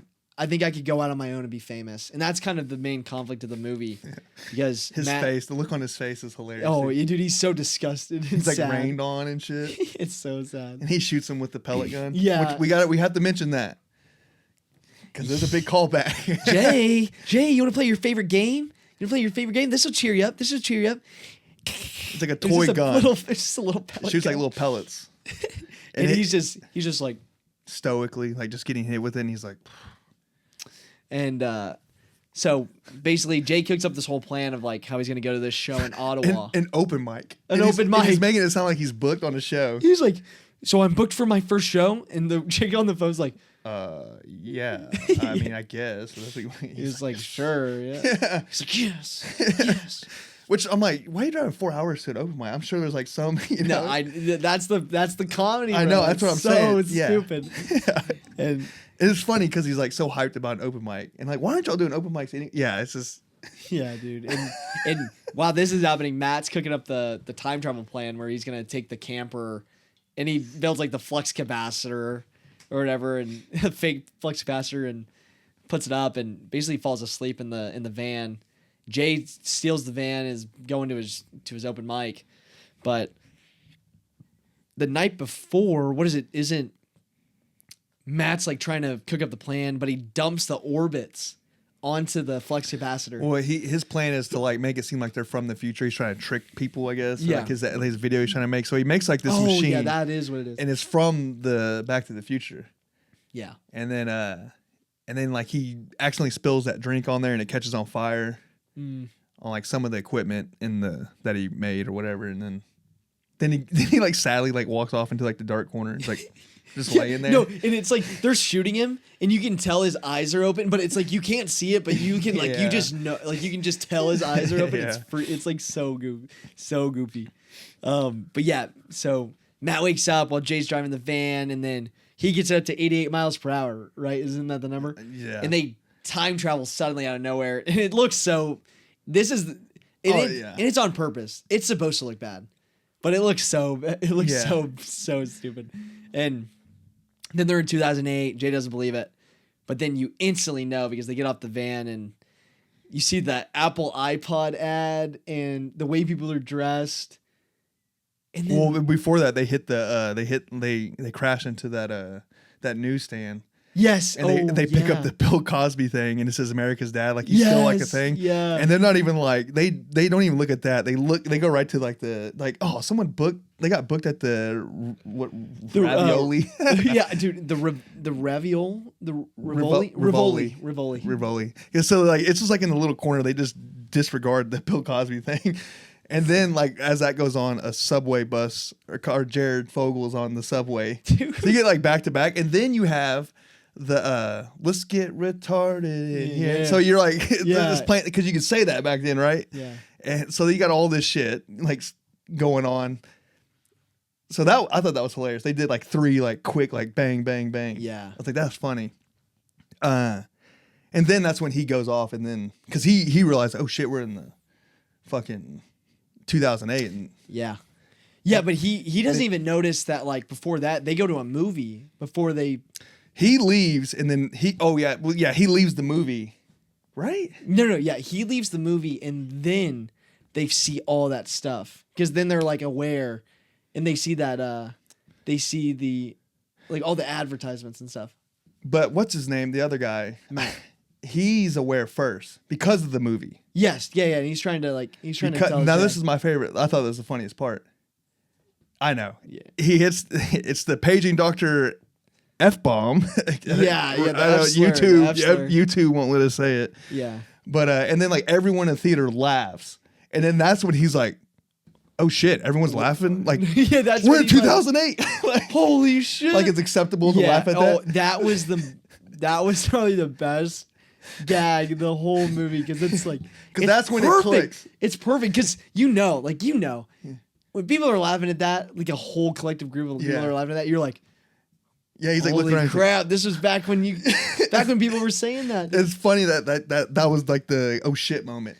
He's like, dude, oh my god, we're in 2008. and everybody in our movie theater died. Yeah, everybody died, and now they're in the future, or they're in the past, and kind of their whole goal is, we're gonna go implant like an idea for a song so they can play at the Rivoli. That's like their whole thing, right? Shit, I'm trying. Because they break into the old apartment because they have to find the orbits. Okay, because they need to get back. Yeah, and they have to. But they need that to like get them back. Yeah, they have to get the orbits to make it back. But they go to the apartment, and while they're in the apartment, Jay kind of reveals to him that he was gonna leave him. Because they see their old selves, and then he has like a moment, Change of heart. Yeah, where he's like, man, because he says something. He's like, man, he mentions something. His old All self. I need is my best friend. Yeah, something like that. And then he looks at him, Matt. Matt. Yeah, he's like, man, I was. You just asked me if that's how you say it. Well, I didn't know what his name was. I can't remember. And he's like, man, I was gonna leave you and go do the show on my own, but I regret that or whatever. And then he doesn't take it well at all. No, dude, he tweaks. He's like, and then he basically erases the whiteboard plan, which is obviously a callback gag. Yeah. And he says, "Do not play the Rivoli." And so that changes the entire. And then he mentions, he's like, "Do you think you'd be better off without me?" Well, I guess we'll find out who's going to be better. Yeah. And then it just instantly goes to like his life is like. Yeah, they make it back to the future, and when they make it back, Jay is like this super famous, like Grammy Award winning, selling out shows for one song, by the way, which is so great. And then he has one song. It shows him getting slapped by Chris Rock or by Will Smith. Oh my god! It shows like this montage of like all these like him on a podcast, him doing this, like where and then like shows him. But they're all very dated. Yeah, they're very dated. The Chris Rock's. Yeah. Oh, because he says, "Oh, Richard," because that's exactly what Chris Rock said when he made fun of his wife. His wife. No. But when Will Smith was walking up to Chris Rock on stage, he was like, "Here comes Richard," because he was playing King Richard. Did he say that? Yes, that's what he says. Oh, okay. And they repeat that, and it's Jay saying, "Here comes Richard." Shit, honestly, I didn't know that Chris Rock said that. Yeah. On his way up there. Oh, so good. The slap overtook everything. Yeah. But is it that G.I. Jane joke that? Yeah, that triggered him. Yeah. But yeah, so Matt tries to. Jay knows. But we don't know that at this point. Yeah, we don't know that at this point. We're kind of like, is he like a different person? So Matt's trying to convince him, like, yo, like, we came back to the future, like, we did all this, like, we changed VIP tickets to like his show so he can meet and greet. Yeah. And he runs up to him and he's like, "Oh, this is my old friend. We used to have a band together." And he's like, "All right, dude, we gotta get back, or at least make me a part of this, whatever." He's like, "He's crazy. He don't know what the fuck he's talking about." Like, this security kicks him out. Yeah. And then it goes to like his side of his, like what happened when they come back, and that's when you're like, okay, he is aware. Yeah. Because it shows him like, I think this is my house. Yeah, it sees it on his POV. Yeah. And then you kind of see that interaction with Matt from his perspective, obviously. But then it goes to him. He's like, he loves the fan. Like he's so engrossed in it. He's like, oh yeah, like fuck Matt. Like I got everything I wanted. He's like the biggest celebrity like in the world. It seems like. Yeah. Yeah. And so he's like he's about to go on this global tour. He gets on his tour bus and his bandmates like totally hate him for some reason. It's such a weird. Well, they're just lame. Like he's like wanting to like have like that friendship that he has with Matt, and he's like trying to be all goofy. He's like, "Who wants to play Nintendo?" And he's like, "I'm talking about a book or whatever." You know, they're just kind of like, I mean, I guess. And he's like, and he gets an idea, and he's like, oh, like maybe there's a gun hanging on the wall, and he's like, oh, it's like my favorite game with the little yeah, you pellet can gun. tell it like it's like like that. He thinks it's like that same type of gun. Yeah. Yeah, and he pulls it, and he's like, "Y'all didn't tell me there was a gun on here." And he goes, "Boom!" Point and fucking, it was a real blank. gun. Fucking domes this guy in the head, and his blood splattered. It was shocking. And It was looked actually real. shocking. Yeah, you like grabbed me. Yeah, dude, I literally, You're like, dude, I was like, no way. No I was way. like, "Oh shit!" yeah, everybody, it was a gas. It was like a theater Yeah, gas. I wasn't expecting that. No, it was wild. They really dude. swung with that. They really did. Because That's why it reminded me of like a early 2000 comedy, because like crazy shit like that could happen, you know? Yeah. But that was wild. Yeah, it was so crazy. I was gassed for like a good 5 minutes after that happened. Yeah, because you're like, what the hell? I was like, no way. So- It just sucks for him because he's like Yeah. And then he ends up on the run, right? And he basically goes back to Matt and is like kind of starts playing dumb and like acting like he doesn't know anything still. Yeah, actually, he wants to rekindle. Yeah. Like, hey man, what were you talking about? He's like, yeah, time machine. Like, let's do that thing. And he said- and he let's go back mentions- 2 days. Let's go back to 2 days ago. Well, he's like, hypothetically, like, could you go back like just 2 days? yeah. You know, instead of going back. He's like, why? Why would you want to do that? Yeah. Spilled some red wine on my pants. Yeah. You know. Oh, but this triggers there's this recurring gag in the second half of the movie where it like Slow motion. stuff will happen. No, not that. But stuff will happen. Conversation will happen, and then it'll cut back to black and white versions of the conversations, That's what and I then meant. new stuff will be said that wasn't said Oh, beforehand. yeah. It's like revisionist. But that is a slow motion. They're talking like, oh. Are they? Yeah, they're slowed down a little. I don't think they are. He I don't was think like, they were. it spilled it on my red pants. In that slow. okay, in that specific one, yeah, but I don't think the rest are. When he's like when he finally realized like, oh shit, I'm the guy who's not famous, and Then- he is, yeah, then it's slowed it's down. doing a slow on that too. Yeah, you're right. Yeah. So they're basically like, he's on the run, he's playing dumb, blah blah blah, and they have this plan where they know that lightning is going to strike that tower because you saw it in the very beginning of the movie, the same tower they jumped off of. So, in the dumbest plan ever, makes no sense. They connect a cable to the very top of the tower and then run it. And then with the wheel, no way that cable would ever be long enough to reach Yeah. that far. But And he's like just pulling it up like no big deal, it's so funny. and like no one's like stopping him or anything. No, yeah. So they basically plan to plug it in so that way to a telephone pole. So that way, when the lightning strikes, it'll hit the telephone pole and they'll pull it back to the future where they're driving the van with the little hook on it. And it'll catch it, like shock the car with a lightning bolt, and then they'll be able to go back to the future. Because they figure out like that's the ingredient, like because that's like the lightning in a slogan. bottle. Yeah. For the orbits. Yeah, so that's why they do the lightning thing. But while they're doing this, the cops come for Jay. He ends up like going on the run. The cable just like detaches, and so Matt's got to go back and get it and then bring it back. And you know,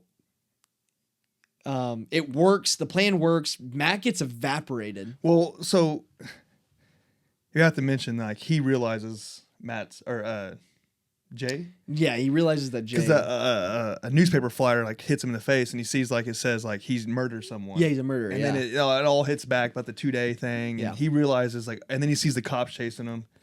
So, but he pulls like the ultimate bro move and like I guess going to like sacrifice. He does it anyway. Yeah. So he uses those bolt cutters or whatever the fuck they were, those pliers, and he uses that to like stick it in To reach, yeah. Yeah, and like it because of the electricity. And he has to act as a conduit. Yeah. Between the cord and him. And then Jay sees that because he did set it back 2 days, but then he sees him doing that, and then like has a change of heart moment. Yeah. Switches it back to the original time. They go back. And then he makes everything back to normal to how it was. Yeah, and it starts off on that same day that the Yeah. episode starts The with movie his starts, plan. yeah. With his plan to jump in there, and he's like, "How about we get there a couple hours early, little just in early. case the weather gets bad?" Yeah. But wouldn't he be aware too? Yeah, the timeline rules or the time travel rules of this movie really don't make sense. Because they're but- both aware of when they go to the. Yeah. But then, like for some reason, Matt's not aware of like because he mentions the two. Let's go back 2 days. Yeah, and he but doesn't- I also think it like is supposed to not make Yeah, sense yeah, because I it's know. very clearly like we just don't give a fuck. exactly. Yeah. Yeah.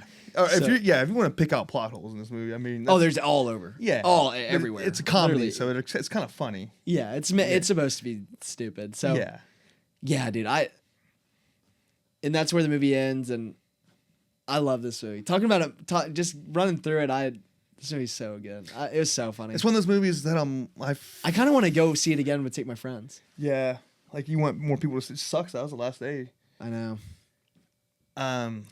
As time goes on, I might like this more. I might give it a higher rating. Yeah, like a rewatch. Like if it holds up on a rewatch, then it definitely deserves the 8.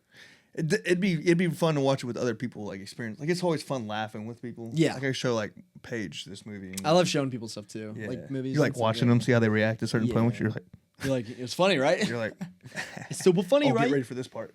You're gonna love this shit. Yeah. Then they get up and go to the bathroom during the movie. You're like, want me to Fuck you. pause Or they it? like they check their phone. You're like, watch Yeah. the movie. Yeah. They want me to pause it. They're like, nah, it's okay. I'm like, motherfucker. Yeah, right. Yeah, dude. But I think that's all we got for this episode. Yeah. But we will be back next week to review Scream 7 Yes. and maybe something else. We'll I see. think that's it. I know the week after is The Bride. I know we're finally getting back to like one movie a week. We've had like 2 movies a week for a while. Yeah. So maybe the episodes will be a little bit shorter. We've been going long recently. Yeah, that's true. But we know y'all love it. We know Yeah. y'all love it. We know our few Our few subscribers. viewers. But we love you all equally. But yeah, that's it. Hit subscribe, like, comment, blah blah blah. Hit blah. that like button, Yeah. subscribe, hit that bell in the corner. Do all that stuff. Yeah. And I know the thumbnails are goofy. It's AI slop. Tell us Is if you what like is. it. Yeah. Tell us if you like it. But, yeah, that's it. We'll catch you next time.